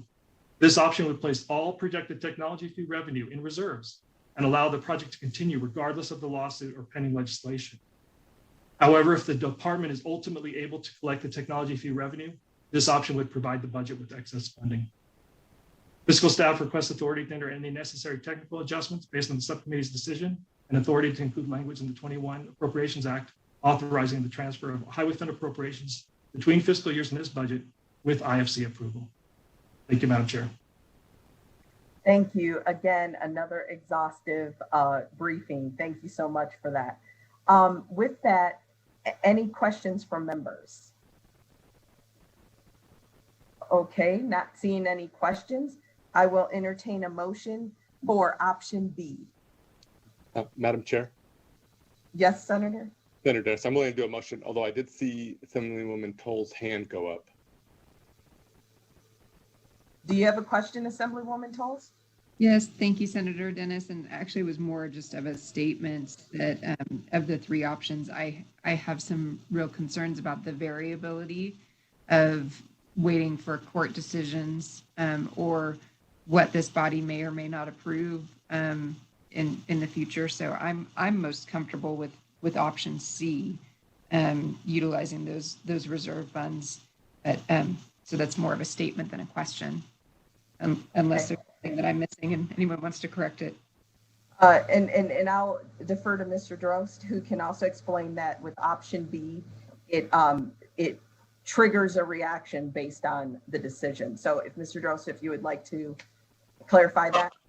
Thank you, Madam Chair. You're correct. Option B kind of covers either way. If the bill draft request passes and provides that ability to collect the technology fee revenue, it's used for the project. If the bill draft request is not approved or the department does not have authority to collect that revenue, then highway fund appropriations would be provided equal to that amount.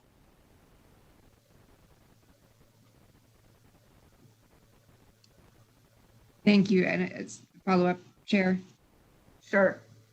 So though if we did choose option C, it would utilize reserves, we would still be able to move forward with the decision we just made in the last decision unit.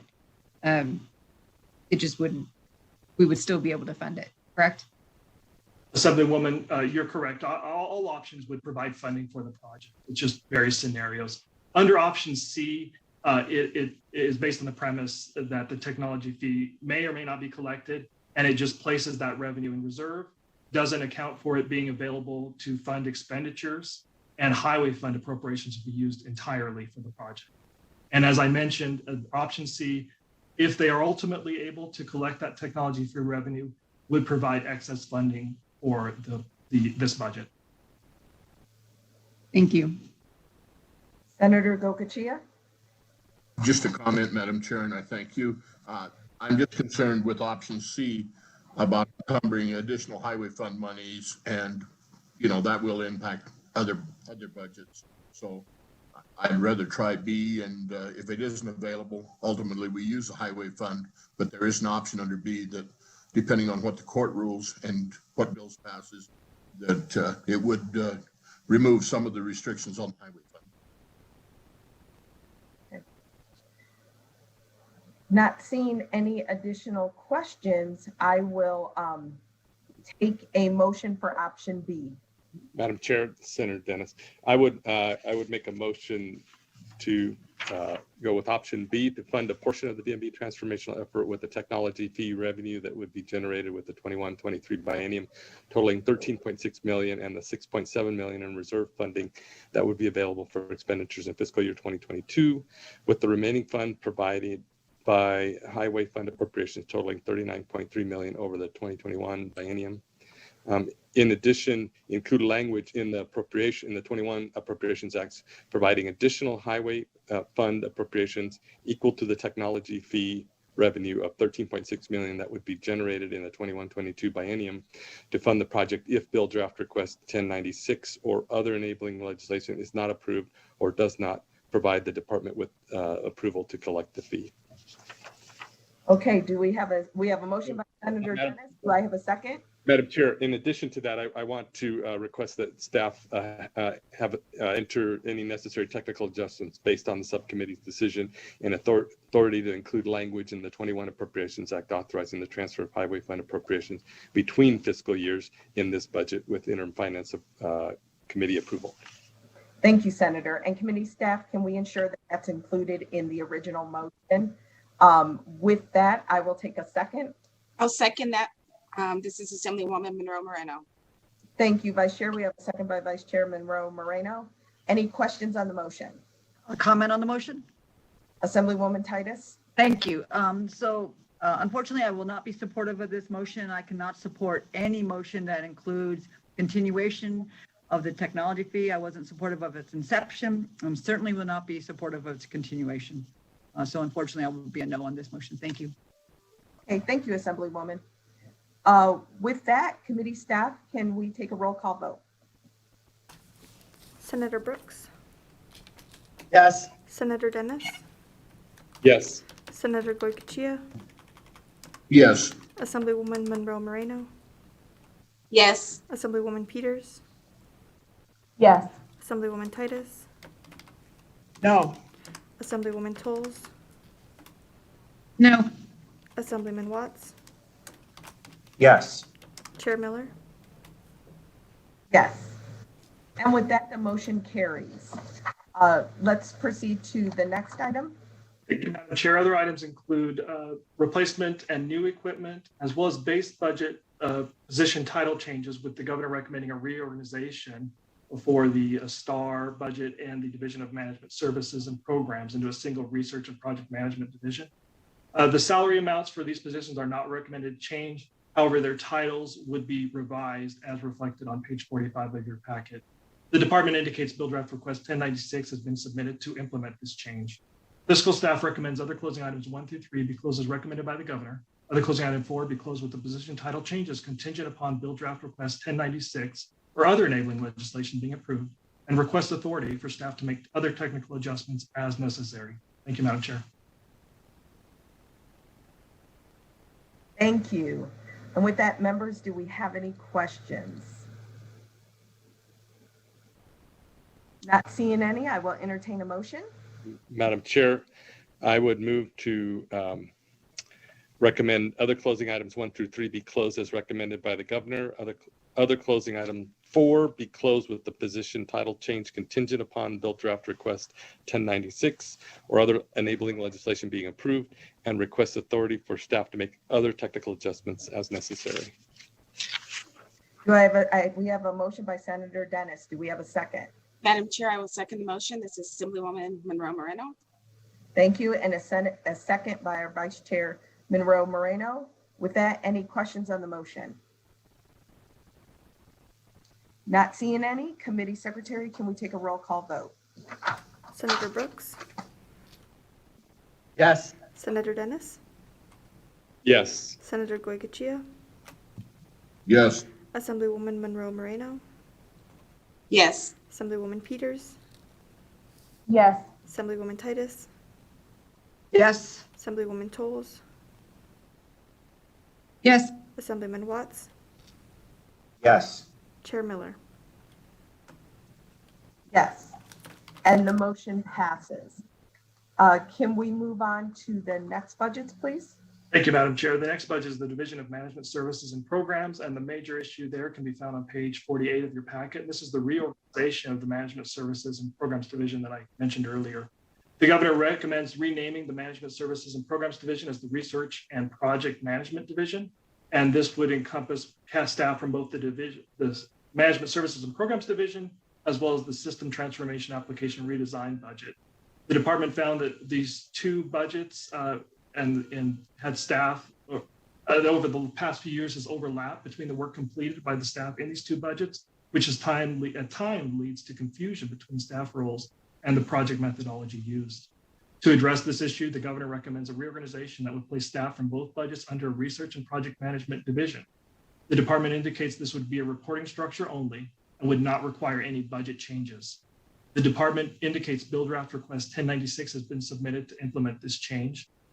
And the department indicates that this reorganization would include changes to the titles for the positions included on page 49 of your packet. The recommended annual salaries are also provided for these positions, with fiscal staff noting the division administrator position for the Management Services and Programs Division would be retitled as a deputy administrator position. However, despite that position being retitled to what appears to be a lower level position, the position salary is recommended to remain unchanged. During the department's budget hearing, the DMV indicated that positions in the Management Services and Programs Division historically dealt with projects related to department operations, while the positions in the STAR budget dealt with projects related to modernization of the systems in the department. They indicated that the reorganization would allow for standard methodologies for project management, as well as allowing the group to work together as a cohesive group. When asked about the division administrator position that was recommended to be retitled as a deputy administrator position, the department indicated this position would continue to perform the same level of complex work and improve the department's legislative affairs and public outreach functions. Regarding the recommended pay for this position, the department noted that the salary assigned aligned with the salaries of its deputy administrator positions in its other divisions. The DMV indicates the division administrator and organizational change manager positions, which are currently reflected in the system technology application redesign budget, will be requested to continue once the system transformation project is complete. However, that determination will be made by a future legislature once the new system is in place and ongoing resources are identified. Fiscal staff would also note that decisions pertaining to unclassified salaries and position changes will be determined by the money committees when the pay bill is considered, and fiscal staff request authority to make any adjustments subsequently required. Does the subcommittee wish to recommend approving the reclassification of the division administrator position in this budget as a deputy administrator position with no change in salary, contingent upon approval of Bill Draft Request 1096 or other enabling legislation, and provide fiscal staff with authority to enter any necessary technical adjustments? Thank you, Madam Chair. Thank you. Committee members, are there any questions? Not seeing any questions, I will entertain a motion. Madam Chair, I would move to recommend approving the reclassification of the Division of Administrator position in this budget as a Deputy Administrator position with no change in salary, contingent on approval of Bill Draft Request 1096 or other enabling legislation, and provide fiscal staff with authority to enter any necessary technical adjustments. We have a motion by Senator Dennis. Do I have a second? I will second the motion. This is Assemblywoman Monroe Moreno. We have a second by our Vice Chair. Any questions on the motion? Committee Secretary, please take a roll call vote. Senator Brooks, Yes. Senator Dennis, Yes. Senator Goycochea, Yes. Assemblywoman Monroe Moreno, Yes. Assemblywoman Peters, Yes. Assemblywoman Titus, Yes. Assemblywoman Toles, Yes. Assemblyman Watts, Yes. Chair Miller. Yes. And with that, the motion carries unanimously. Let's proceed to the next item, please. Thank you, Madam Chair. Other closing items include new equipment, as well as the elimination of 2 vacant program officer positions, and fiscal staff request authority to adjust the personnel and associated costs in this decision unit based on the decision by the subcommittee in the DMV Director's Office budget. There's also a decision unit for replacement equipment that would replace 6 computers. However, after further review of the department's computer inventory and recent purchases using federal CARES Act funding, the DMV and the Governor's Finance Office indicate that only 1 replacement computer would be needed in the upcoming biennium. Accordingly, fiscal staff request authority to technical adjustments to only reflect the replacement of 1 computer in that decision unit E715. Fiscal staff recommends other closing items 1 and 2 be closed as recommended by the governor. Item 3 be closed consistent with the actions of the subcommittee in the DMV Director's Office budget. And item 4 be closed with the noted technical adjustment. Fiscal staff requests authority to make any necessary technical adjustments. Thank you, Madam Chair. Thank you for that. Committee members, do we have any questions? Not seeing any questions, I will entertain a motion. Madam Chair, Senator Dennis, I would move to recommend other closing items 1 and 2 be closed as recommended by the governor. Item 3 be closed consistent with the actions of the subcommittee in the DMV Director's Office budget. And item 4 be closed with the noted technical adjustment, and that fiscal staff be given authority to make technical adjustments as necessary. Okay, we have a motion by Senator Dennis. Do I have a second? I will second the motion. This is Assemblywoman Monroe Moreno. Second by Vice Chair Monroe Moreno. Any discussion on the motion? Committee Secretary, will you please call the roll call? Senator Brooks, Yes. Senator Dennis, Yes. Senator Goycochea, Yes. Assemblywoman Monroe Moreno, Yes. Assemblywoman Peters, Yes. Assemblywoman Titus, Yes. Assemblywoman Toles, Yes. Assemblyman Watts, Yes. Chair Miller. And with that, the motion carries unanimously. Can we proceed to the next budgets? Thank you, Madam Chair. I will now begin presenting the 4 budgets that were previously heard by the subcommittee, with the only major issue being the elimination of positions. Since the subcommittee addressed this issue in the DMV Director's Office budget, these budgets will be closed as a group. I will pause following my presentation of each budget to allow for questions. And when I presented the last budget in this group and questions have been addressed, I will provide a single motion for closing consideration on all of these budgets. The first budget is the DMV Motor Carrier Division, and this budget can be found on page 51 of your packet. There are no major closing issues in this budget, and other closing items include new and replacement equipment as well as base budget technical adjustment for updated revenue projections, which increased highway fund appropriations in this budget by $189,982 in FY22 and $158,862 in FY23. There's also the elimination of 4 vacant positions, and fiscal staff requests authority to adjust the personnel and associated costs in this decision unit based on the decision of the subcommittee in the DMV Director's Office budget. Budget Amendment A21538417 was also provided by the Governor's Finance Office, which recommends highway fund appropriations of $9,563 in FY22 and $9,759 in FY23 to fund the buildings and grounds rent expenditures for the new South Reno DMV field office, which were not included in the executive budget. And Madam Chair, I'm happy to answer any questions on this budget. Thank you. Committee members, do we have any questions? Okay, not seeing any questions, please proceed to the next item. Thank you, Madam Chair. The next item budget is the DMV hearings budget, which can be found on page 55 of your packet. There are no major closing issues in this budget, and other closing items include new equipment, as well as the elimination of a vacant legal secretary position, and fiscal staff requests authority to adjust the personnel and associated costs in this decision unit based on the decision by the subcommittee in the DMV Director's Office budget. There's also a replacement equipment decision unit E715 to replace 5 computers and software. However, after a view of the department's computer inventory, the Governor's Finance Office and the DMV request the replacement of 10 computers in that decision unit. So fiscal staff requests authority in a technical adjustment to reflect the replacement of those 10 computers rather than the original 5. Budget Amendment A21529472 was also provided by the Governor's Finance Office, which recommends highway fund appropriations of $11,802 in FY22 and $12,043 in FY23 to fund the buildings and grounds rent expenditures for the new South Reno DMV field office, which were not included in the executive budget. With that, Madam Chair, I'm happy to answer any questions on this budget. Thank you. Members, do we have any questions? I don't see any questions, so let's proceed. Thank you, Madam Chair. The next budget is the compliance enforcement budget. There are no major closing issues in this budget, and other closing items include new equipment as well as a base budget technical adjustment for updated revenue projections. And fiscal staff entered technical adjustments based on these updated revenue projections, which are reflected in the closing adjustments for that budget. There's also the elimination of 2 vacant positions, and fiscal staff requests authority to adjust the personnel and associated costs in this decision unit based on the decision by the subcommittee in the DMV Director's Office budget. There's also position transfers from the DMV Field Services budget, which was previously discussed in the DMV Field Services budget closing, and fiscal staff request authority to enter technical adjustments to reflect the subcommittee's decision in that budget.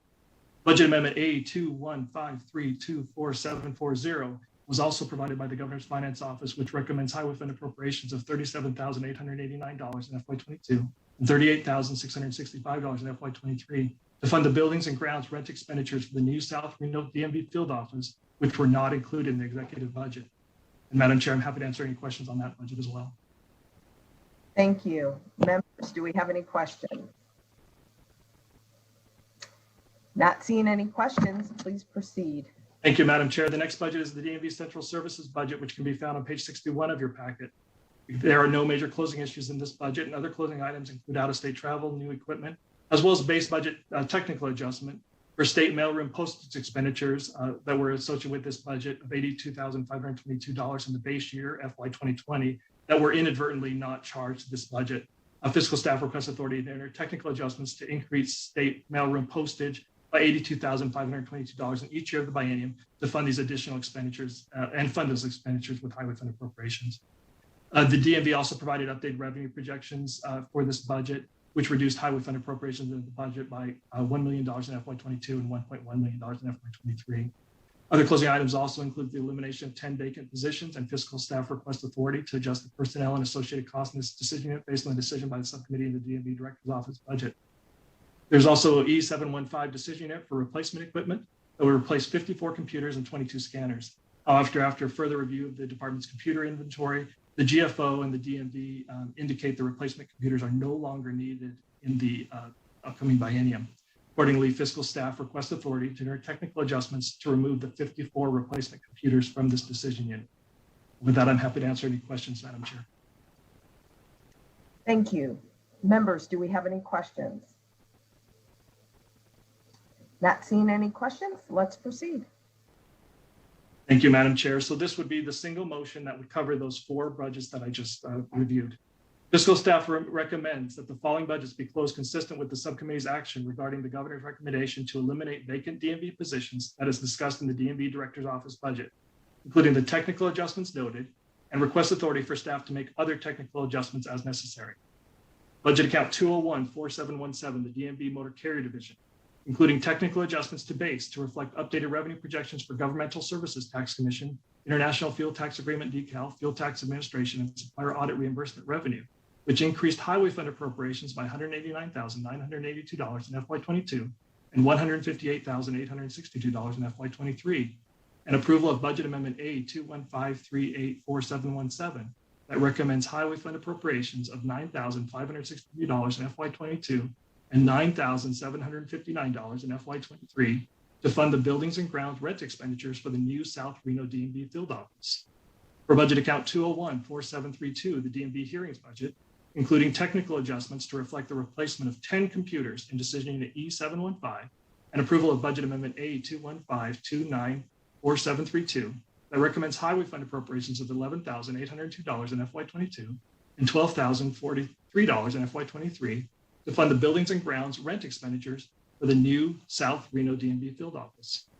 Budget account 201-4740, DMV compliance enforcement, including technical adjustments to base to reflect revenue increases of $25,892 in FY22 and $28,814 in FY23 for fingerprint fee revenue, technical adjustments based on the subcommittee's decision regarding the transfer of positions from the Field Services Division budget in decision E902, and approval of budget amendment A215324740 that recommends highway fund appropriations of $37,869 in FY22 and $38,665 in FY23 to fund the buildings and grounds rent expenditures for the new South Reno DMV Field Office. Finally, for budget account 201-4741, DMV Central Services, including technical adjustments to base to reflect updated revenue projections for expedited title fee, substitute decal fee, and sales tax commission revenue, as well as updated transfer revenue from the DMV records budget that reduced highway fund appropriations by $1 million in FY22 and $1.1 million in FY23. Technical adjustments to increase state mailroom postage by $82,522 in each year of the biennium, and technical adjustments to eliminate the 54 replacement computers from Decision Unit E715. Thank you, Madam Chair. Thank you. Members, are there any questions? Okay, with that, I will entertain a motion. Madam Chair, Senator Dennis, and if it's okay, because of all the details, I'm going to recommend that we go with the recommendations that the staff has just outlined. Okay, we have a motion. Do I have a second? I will second the motion. This is Assemblywoman Monroe Moreno. Okay, so we have a motion by Senator Dennis and a second by Vice Chair Monroe Moreno. Any discussion on the motion? Okay, with that, please take a roll call vote. Senator Brooks, Yes. Senator Dennis, Yes. Senator Goycochea, Yes. Assemblywoman Monroe Moreno, Yes. Assemblywoman Peters, Yes. Assemblywoman Titus, Yes. Assemblywoman Toles, Yes. Assemblyman Watts, Yes. Chair Miller. Yes, and with that, the motion passes unanimously. Let's proceed to the next budget. Thank you, Madam Chair. I will now begin presenting the DMV budgets which the subcommittee has not previously reviewed and for which fiscal staff is responsible for developing closing recommendations. I will pause following my presentation of each budget to allow for questions. When I presented the last budget in this group and questions have been addressed, I'll provide a single motion for closing consideration for these 4 budgets. The first of which is the DMV records search budget, and this can be found on page 67 of your packet. There are no major closing issues in this budget, and other closing items include a new software, new equipment, as well as base budget technical adjustments for updated revenue projections. And these adjustments are reflected in the closing adjustments for this budget. In addition, Decision E715 has replacement equipment to replace 7 computers. However, after further review of the department's computer inventory, the DMV and the Governor's Finance Office indicate that only 5 computers should be replaced in the 21-23 biennium. Fiscal staff requests authority to reflect that as a technical adjustment. And Madam Chair, I'm happy to answer any questions on this budget. Thank you. Members, do we have any questions? Not seeing any questions, please proceed. Thank you, Madam Chair. The next budget is the license plate factory. And again, the fiscal staff is responsible for developing closing recommendations for this budget, and the subcommittee has not previously reviewed this budget. There are no major closing issues in this budget, and other closing items include inflationary costs, replacement, and new equipment. Fiscal staff would also note that in the base budget, there's updated revenue projections, as well as fiscal staff would request authority to enter cost allocation corrections for this budget. Fiscal staff would also note that the DMV historically targeted a minimum reserve of $1 million for this budget due to the large volume of commodities that are needed to operate the license plate factory. However, the executive budget reflected a reserve level that was much less, being $469,540 in FY23. However, with the technical adjustments noted, requested by staff, this reserve level would increase to $735,753 in FY22 and $856,612 in FY23. Madam Chair, I'm happy to answer any questions on this budget. Thank you. Committee members, do we have any questions? Not seeing any. Let's proceed. Thank you, Madam Chair. The next budget is the motor vehicle pollution control budget. Again, staff is responsible for developing closing recommendations for this budget, and the subcommittee has not previously reviewed this budget. There are no major closing issues, and other closing items include cost allocation changes, replacement, and new equipment. There's also base budget technical adjustments for updated revenue projections, as well as the Department of Transportation, NDOT, is in the process of replacing the Nevada shared radio system, and the governor recommends continued funding for the project in the upcoming biennium. This project would be funded largely with one-shot highway fund and general fund appropriations. However, there's a cost allocation from various fee-funded budgets, including the pollution control budget. Accordingly, fiscal staff requests authority to enter technical adjustments to reflect cost allocation expenditures of $14,417 in FY22 and $10,813 in FY23 in a separate expenditure category in this budget to fund a portion of that radio replacement project. Other closing item 8, E300 provides for replacement radios for this budget, 22 replacement radios, as well as maintenance. However, NDOT indicates these replacement radios would be funded through the cost allocation, and they do not need to be budgeted by the Department of Motor Vehicles. Accordingly, fiscal staff requests authority to eliminate the replacement radios from this decision unit. For replacement equipment, E715, the governor recommended the replacement of 24 computers and other replacement equipment. However, after further review of the department's computer inventory, the DMV and the governor's finance office indicate that only 18 computers should be replaced in the upcoming biennium, and fiscal staff request authority to enter that as a technical adjustment.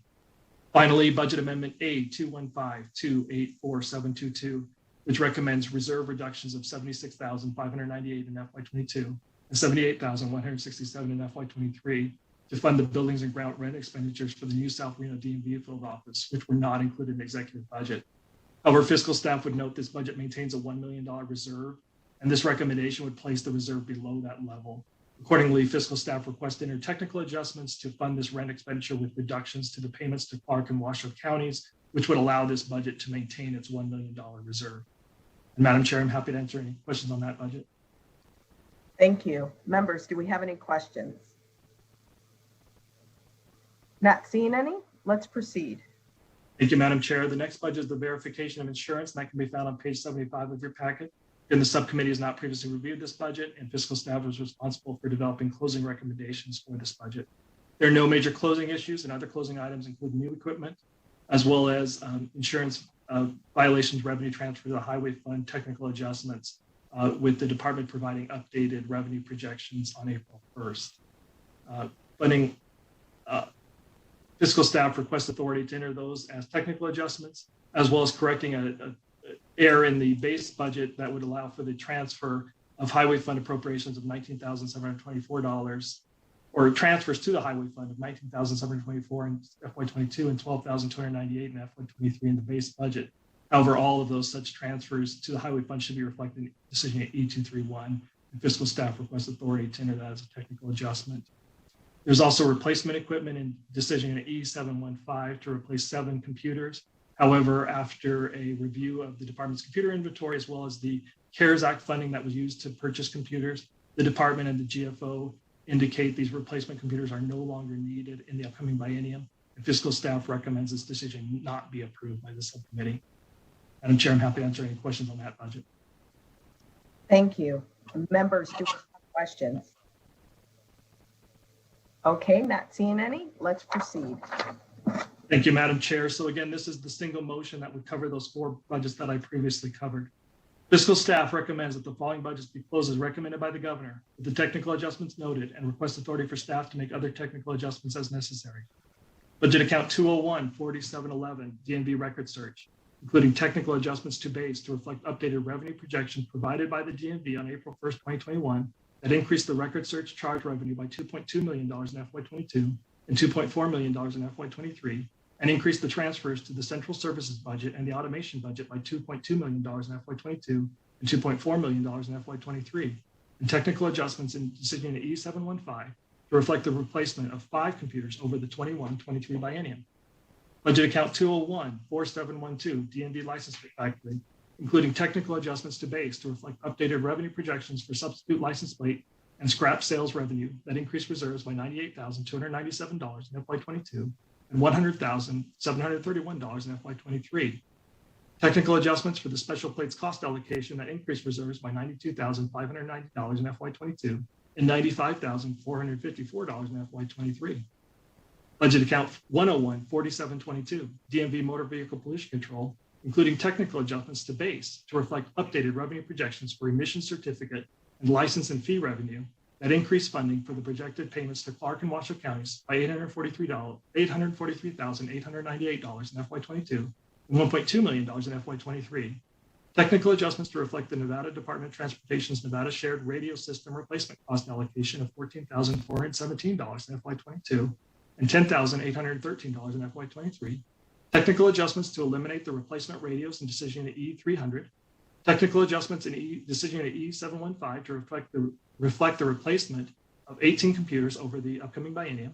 And approval of Budget Amendment A215284722 that recommends funding of $76,598 in FY22 and $78,167 in FY23 for the buildings and grounds rent expenditures for the new South Reno DMV field office. And finally, budget account 201-4731, DMV verification and insurance, including technical adjustments to base to reflect updated revenue projections for vehicle reinstatement registration fee revenue that reflected increased revenue of $5.7 million in FY22 and $7.3 million in FY23. Technical adjustments to reflect all transfers to the Highway Fund in Decision Unit E231 and not approving Decision Unit E715 since the replacement computers are no longer needed. Thank you, Madam Chair.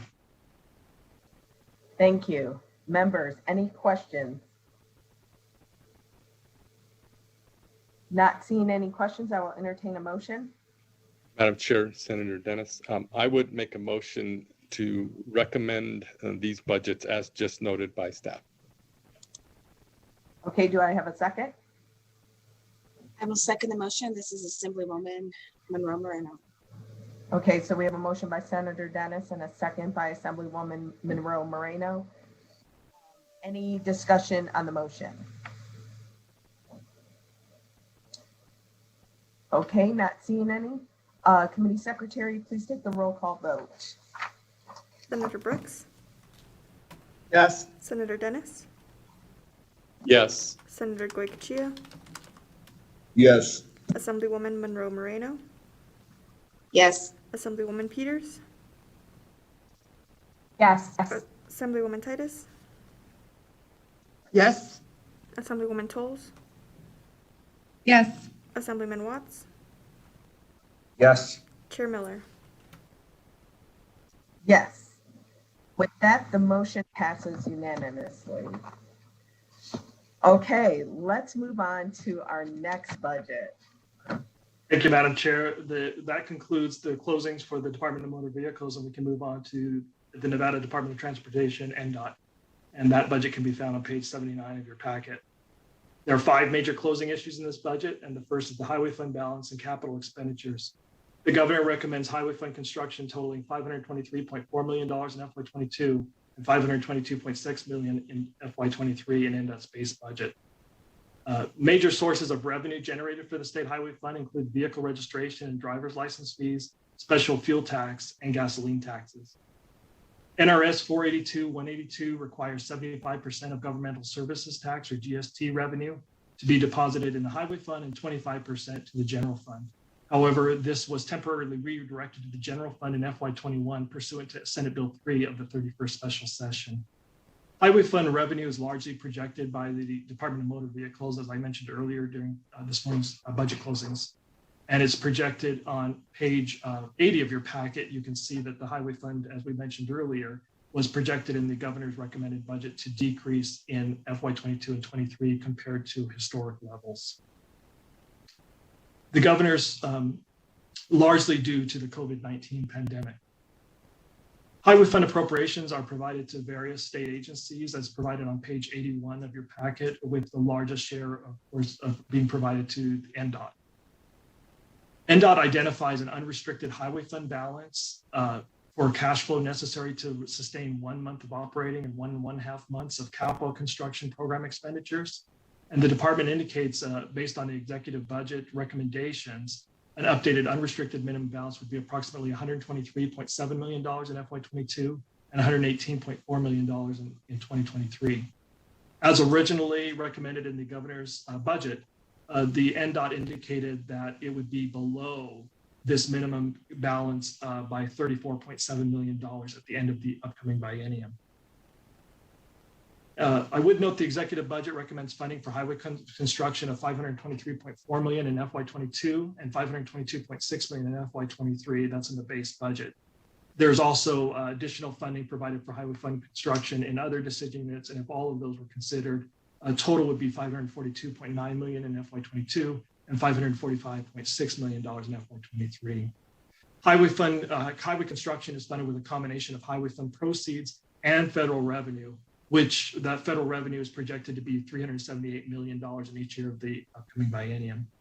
The governor does not recommend the sale of highway revenue bonds in the upcoming biennium. A fiscal staff would note the department indicates the state is slated to receive approximately $90 million in transportation-related funding from the recent federal coronavirus response and relief supplemental appropriations act of 2021. And the department indicates it would retain a large portion of this, approximately $70 million. It's currently evaluating the project's needs and identifying projects that would be used for that. And the department indicates that they would submit a work program to reflect that additional funding. And they asked or is requested that be used to supplement, not supplant, its current capital construction program recommended by the governor. On page 82 of your packet, you can see a detail regarding some of the major projects that will be worked on by the department in the upcoming biennium. During the department's budget hearing on March 24th, the subcommittee expressed concern with the projected highway fund balance. In response, the department indicated that the balance in the highway fund were an issue. It could adjust its capital construction program to address any cash flow limitations. NDOT also indicated that it strives to spend all its federal funding by August of every year and has additional projects that are ready to be funded with additional federal funding that's provided through that August redistribution that's provided by the Federal Highway Administration. They indicated that they received $46.8 million in that August redistribution in FY 2020 and have received a total of $186.3 million over the last 11 years in that August redistribution. As we discussed in the DMV budget, the DMV updated the projected highway fund revenue projections on April 1st, and those updates are provided on the table at page 83 of your packet. And as we've discussed earlier, these revenue projections compared to the original projections in governor's recommended budget increased by $50.5 million in FY22 and $57.3 million in FY23. Based on the updated revenue projections, the NDOT indicates that the unrestricted balance for the highway fund would be $245.3 million in FY22 and $229.5 million in FY23, which represents a highway fund balance that would be approximately $111 million above the calculated minimum amount of $118.4 million at the end of the upcoming biennium. So does the subcommittee wish to recommend approving the governor's recommendation for highway construction in the base budget totaling $523.4 million in FY22 and $522.6 million in FY23? Thank you, Madam Chair. Thank you. Members, do we have any questions? Not seeing any questions, I will entertain a motion. Madam Chair, Senator Dennis, I would make a motion to recommend approving the governor's recommendation for highway construction in the base budget totaling $523.4 million in fiscal year 2022 and $522.6 million in fiscal year 2023. Okay, we have a motion by Senator Dennis. Do I have a second? Madam Chair, this is Assemblywoman Monroe Moreno. I will second the motion. Thank you. We have a second by Vice Chair Monroe Moreno. Any discussion on the motion? Okay, seeing none. Committee Secretary, please take a roll call vote. Senator Brooks, Yes. Senator Dennis, Yes. Senator Goycochea, Yes. Assemblywoman Monroe Moreno, Yes. Assemblywoman Peters, Yes. Assemblywoman Titus, Yes. Assemblywoman Tolles, Yes. Assemblyman Watts, Yes. Chair Miller. Yes, and with that, motion passes unanimously. Let's proceed to the next item. Thank you, Madam Chair. The next major issue are new positions, and the governor recommends highway fund authorizations totaling $3.1 million over the upcoming biennium to add 26 positions to the department. This includes 2 program officer positions to support NDOT's records management program, 1 supervisory personnel analyst, and 1 personnel analyst position to create a new investigations unit for NDOT's Human Resources Division, 1 IT professional position to enhance information security, 1 IT manager position to assist with the intelligent transportation systems and the Nevada shared radio system, 1 IT manager position to assist with managing units within NDOT's information technology division, 1 program officer position to assist with NDOT's overdimensional vehicle permit program, 3 traffic center technician positions to support the department's road operation centers and freeway service patrols, And finally, 15 student worker positions to assist NDOT with the development of its future workforce. The table on page 85 of your packet lays out and provides more detail regarding those positions. And during the department's budget hearing on March 24th, the subcommittee expressed interest in a few programs that I'll highlight, including the records management program and a question related to the increase in records requests. The department indicated that's partially related to the large projects that have been recently worked on by NDOT, which generate various questions and requests for information from landowners, interested parties, and the media. Regarding the HR investigations unit, the NDOT indicated its HR division must assist with the management of NDOT staff consisting of over 1,800 employees across the state. This includes investigating grievances, workplace violence, workplace safety, drug, alcohol issues, and crash accident issues. Supervisor and division heads often conduct these individual investigations, which takes them from their duties and provides the opportunity for inequities for these investigations across the state. In addition to formal investigations, NDOT clarified that its HR would also handles hundreds of informal investigations each year, and the addition of these positions that they're recommended by the governor could assist with both these formal as well as these informal investigations. Regarding the student worker program, the department indicated this program would operate in the same manner as its public service intern program, which allow college students to serve as interns in the department. However, instead of college students, the student worker positions would be filled by juniors and seniors in high school or equivalent, would be eligible to work until 6 months after graduation. The department also indicated that although these student worker positions would be working across the various NDOT districts, it would provide a uniform program across the state by having its HR division staff provide oversight for the program from its Carson City headquarters. If approved, fiscal staff recommends various technical adjustments for these positions. The first being the supervisory personnel analyst. The department has since clarified that classification is only used by the Department of Administration's Division of Human Resource Management, so fiscal staff requests authority to change that to a personnel analyst only. For the IT manager, the department indicates that if that position is approved, a master service agreement contract position could be eliminated in FY23 once the individual in the new state position is hired and trained. And that would allow for current contract expenditures to be reduced by $210,000 in FY23. For the overdimensional program officer position, the department the governor recommends a start date of October 1st, 2021. However, NDOT has requested that position be moved up and be allowed to begin on July 1st, 2021, since there's the current workload for that program, which affects public safety. For the student workers, again, consistent with the state, with establishing new state positions, NDOT utilized a start date of October 1st, 2021 for those student worker positions. However, the department indicates that program could begin as soon as summer 2021. So fiscal staff requests authority to revise the start date for the student worker positions to July 1st, 2021, if approved. So does the subcommittee wish to recommend approving the governor's recommendation for highway fund authorizations totaling $3.1 million over the 21-23 biennium to add 26 positions to the department and provide fiscal staff with authority to enter the technical adjustments noted and any other necessary technical adjustments? Thank you, Madam Chair. Thank you. Committee members, any questions? Not seeing any questions, I will entertain a motion.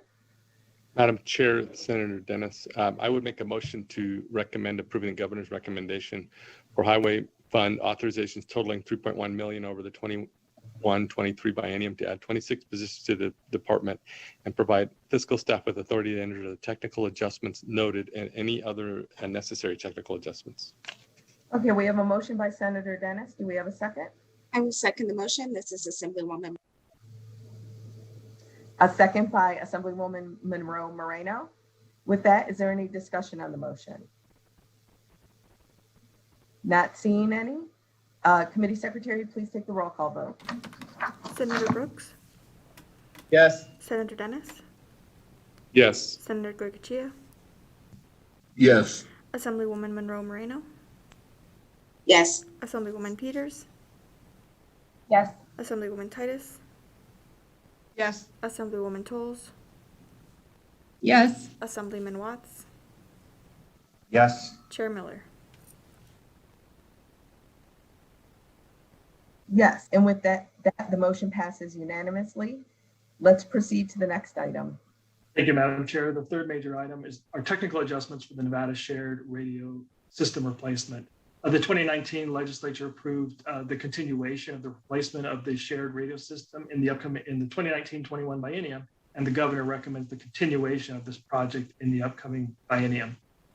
This project would largely be funded with one-shot highway fund and general fund appropriations. However, technical adjustments would be needed to reflect the cost allocation revenue associated with this project.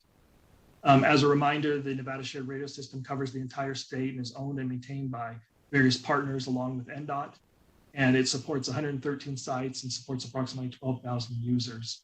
The department indicates it was first implemented in the 90s, and the manufacturer of the radio system is no longer supporting the system. The department has broken the radio replacement projects into regions and indicates that the project will should be final acceptance in July 2023. During the department's budget hearing on March 24th, the department provided an update on the radio replacement project. They indicated this is a complex project that involves work in remote and high altitude locations. They stated the project is progressing slower than originally planned with the COVID-19 pandemic affecting the vendor, but they were confident that the project would be completed in FY 2024 as originally planned. They indicated they have experienced NDOT staff members who were assigned to the project, with many having prior military experience similar to this type of project. The department indicated that it would utilize a parallel radio systems whereby both the old and new systems would be maintained and operated until the new system was fully tested and implemented. As I indicated, the project is funded utilizing a cost allocation that largely distributed costs between highway funded budgets, general fund budgets, and fee funded budgets. And the largest portion will be funded by a one-shot highway fund and general fund appropriations that will be discussed during a separate budget bill hearing. However, the executive budget does not reflect revenue transfers from the associated fee-funded budgets to NDOT for this project.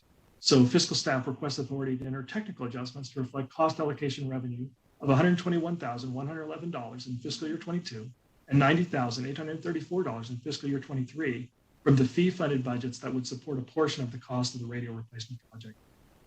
Does the subcommittee wish to provide fiscal staff with authority to enter technical adjustments to reflect the revenue from the fee-funded budgets in the NDOT budget to support a portion of the cost of the Nevada Shared Radio System replacement and any other necessary technical adjustments? Thank you, Madam Chair. Thank you. Members, any questions? Seeing no questions, I will entertain a motion. Madam Chair, Senator Dennis, I move that the subcommittee recommend to provide fiscal staff with authority to enter technical adjustments to reflect the revenue from the fee-funded budgets in the NDOT budget to support a portion of the cost of the Nevada Shared Radio System replacement and any other necessary technical adjustments.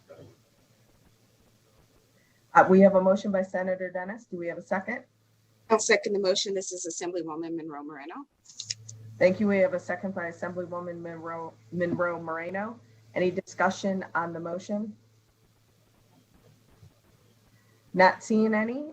Committee Secretary, please take the roll call vote. Senator Brooks, Yes. Senator Dennis, Yes. Senator Goycochea, Yes. Assemblywoman Monroe Moreno, Yes. Assemblywoman Peters, Yes. Assemblywoman Titus, Yes. Assemblywoman Tolles, Yes. Assemblyman Watts, Yes. Chair Miller. Yes. And with that, the motion passes. Let's proceed. Thank you, Madam Chair. The next major closing item is the enhancements for information technology or IT systems. And the governor recommends highway fund authorizations of $21 million over the biennium, modernize and enhance the IT systems used by the department. The department indicates it would continue to modernize the department's outdated legacy enterprise systems to keep them functioning over the upcoming biennium for a cost of $9 million, which includes the migration of existing applications and systems to cloud-hosted systems, as well as the replacement of some older legacy systems. In addition, the department indicates that various GIS or Geographical Information System enhancements totaling $12 million over the biennium that would help the department streamline its workflow and allow data to be organized by location. The department indicates that by compiling this data into one GIS platform, it would be able to take a holistic view of all the conditions in an area, allowing for more efficient planning of projects and other department processes. The table on page 89 of your packet provides detail regarding these planned expenditures. And NDOT indicates the annual expenditures of approximately 5.2 million would be needed for ongoing costs. During the department's budget hearing, the department indicated it has focused on a cloud migration strategy that involves moving various IT systems onto the cloud that allows for greater efficiencies by providing its employees with access to systems and data in the field. NDOT further indicated the GIS enhancements would allow data to be organized by location, stored in one system, and allow the department to make data-informed decisions using analytic software. When asked about the ongoing cost of these enhancements, NDOT indicated that when IT systems shift to the cloud, costs also shift from hardware to cloud hosting and software maintenance fees. Does the subcommittee wish to recommend approving the governor's recommendation for highway fund authorizations of $21 million over the 21-23 biennium to modernize and enhance the IT systems used by the department and provide fiscal staff with authority to enter any necessary technical adjustments? Thank you, Madam Chair. Thank you. Members, any questions? Not seeing any, I will entertain a motion. Madam Chair, I would move, this is Senator Dennis, I would move to recommend approving the governor's recommendation for highway authorizations of 21 million over the 2021-22 biennium to modernize and enhance its IT system used by the department and provide fiscal staff with authority to enter in any necessary technical adjustments. We have a motion by Senator Dennis. Do we have a second? This is Assemblyman Watts, second. We have a second by Assemblyman Watts. Any discussion on the motion? Okay, committee secretary, please take the roll call vote. Senator Brooks, Yes. Senator Dennis, Yes. Senator Goycochea, Yes. Assemblywoman Monroe Moreno, Assemblywoman Peters, Yes. Assemblywoman Titus, Yes. Assemblywoman Toles, Yes. Assemblyman Watts, Yes. Chair Miller. Yes. And with that, the motion passes unanimously. Let's proceed. Thank you, Madam Chair. The next major closing item is the fueling system upgrade, and the governor recommends highway fund authorizations of $4.8 million over the 21-23 biennium to complete the upgrade of the department's fueling system, which began in FY 2016. When originally approved by the 2015 legislature, NDOT projected the cost to upgrade its fueling system would total approximately $16.3 million and completed over a 4-year period at FY 16 through FY 19. The department now estimates the fueling system upgrade would cost a total of $21.1 million and be completed in FY 2024. As background, the NDOT fueling system involves 53 fueling sites throughout the state, which are used by 107 state and local governmental agencies. The department indicates this project has been delayed due to numerous factors, including staff turnover and the COVID-19 pandemic. These delays have contributed to the increased cost as inflationary increases have been realized due to the extended period to complete the project. NDOT indicates that it has not previously completed this type of work, so it was kind of a new area for them. They also indicated that various technology enhancements such as dual card readers, multi-product dispensers have been implemented in the project that were not originally envisioned. Finally, the department attributes some of the cost increases to unforeseen site conditions that include contaminated soil remediation, abandoned underground fuel tanks that were unknown at the time of design, septic systems that were unknown, and multiple layers of asphalt and concrete. During the department's budget hearing, the department indicated that it completed the replacement of 21 fueling sites and has 25 fueling sites remaining to replace. The NDOT indicated that the cost of contaminated soil remediation was one factor that has contributed to the cost of the project, with the department indicating that $456,462 has been spent to date on soil remediation. Despite these unforeseen costs, NDOT indicated during the budget hearing that the governor's recommended budget should provide the necessary resources to complete the replacement of the remaining fueling sites. Does the subcommittee wish to recommend approving the governor's recommendations for highway fund authorizations of $4.8 million over the 21-23 biennium to complete the upgrade of the department's fueling system and provide fiscal staff with authority to enter any necessary technical adjustments? Thank you, Madam Chair. Thank you. Members, do we have any questions? Not seeing any questions, I will entertain a motion. Madam Chair, Senator Dennis, I would make a motion to recommend approving the governor's recommendation for highway funds authorization of 4.8 million over 21-22 biennium to complete the upgrade of the department's fueling system and provide fiscal staff with authority to enter any necessary technical adjustments. We have a motion by Senator Dennis. Do we have a second? Assemblyman Watts, second. Thank you. We have a second by Assemblyman Watts. Any further discussion on the motion? Not seeing any. Please, let's take a roll call vote. Senator Brooks, Yes. Senator Dennis, Yes. Senator Goycochea, Yes. Assemblywoman Monroe Moreno, Assemblywoman Peters, Yes. Assemblywoman Titus, Yes. Assemblywoman Toles, Yes. Assemblyman Watts, Yes. Chair Miller. Yes.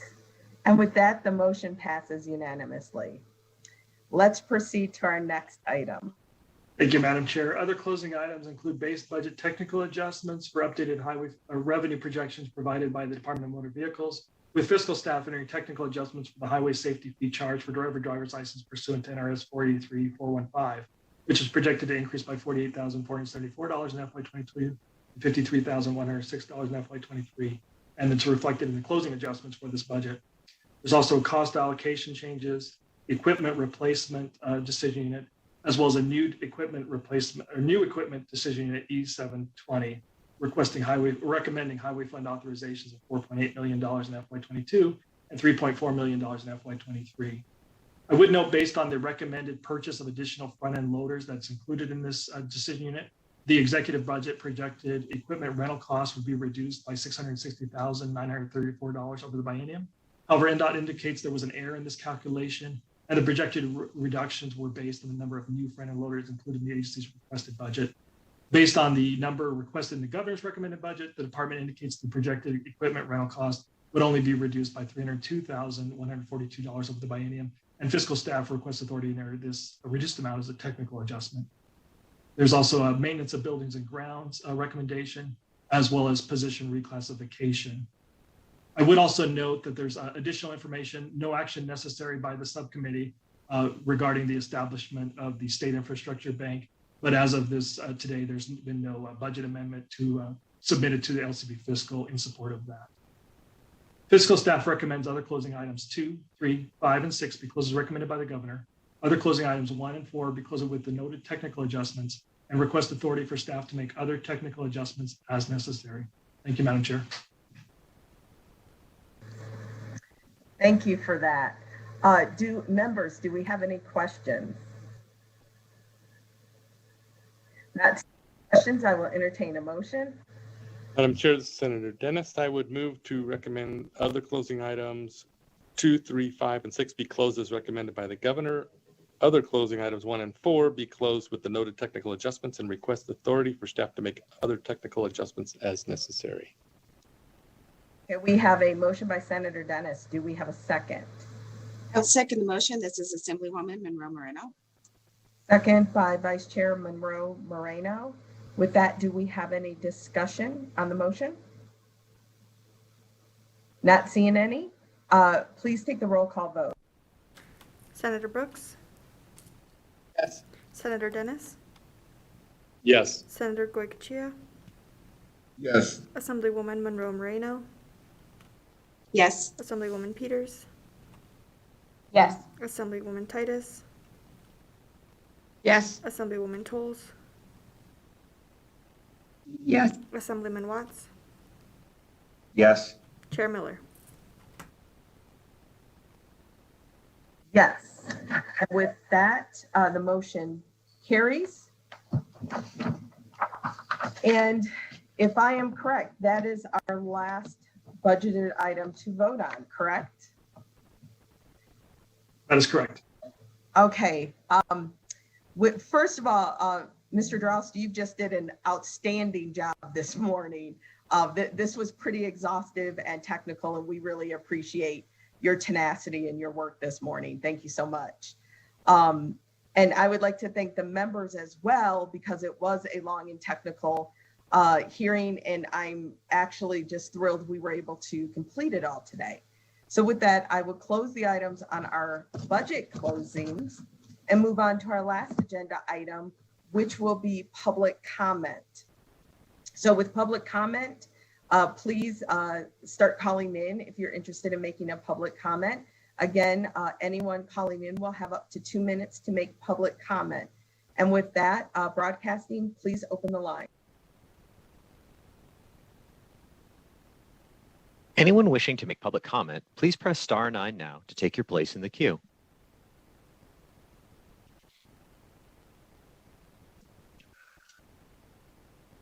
Caller with the last 3 digits, 570. Please slowly state and spell your name for the record. You will have 2 minutes and may begin. Good morning, Chair Miller and members of the committee. My name is Leah Case, Leacase, here today on behalf of ACE High School in Reno. I just wanted to extend our thanks and support for budget decision item E225 and E226 in the NDOT budget account 4660 on page 83 of your closing document. With these new student intern positions, we are very interested. Our students learn a variety of skills at ACE and would fit so nicely in internships at NDOT. And we just look forward to working with Director Swallow and the whole team at NDOT to get our students placed. Thank you so much.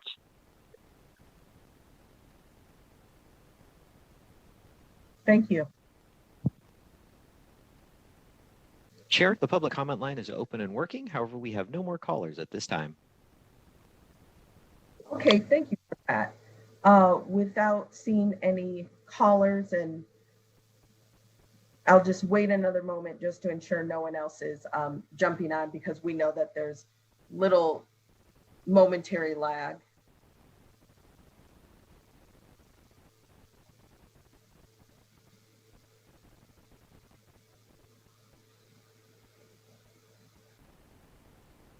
Does it appear that anyone else is trying to dial in? Chair, the line is still open and working. However, we have no callers at this time. Okay, thank you. So with that, not seeing any additional callers, I will go ahead and close the public comment. And also with that, this meeting is adjourned. Thank you everyone for your hard work today. Thank you.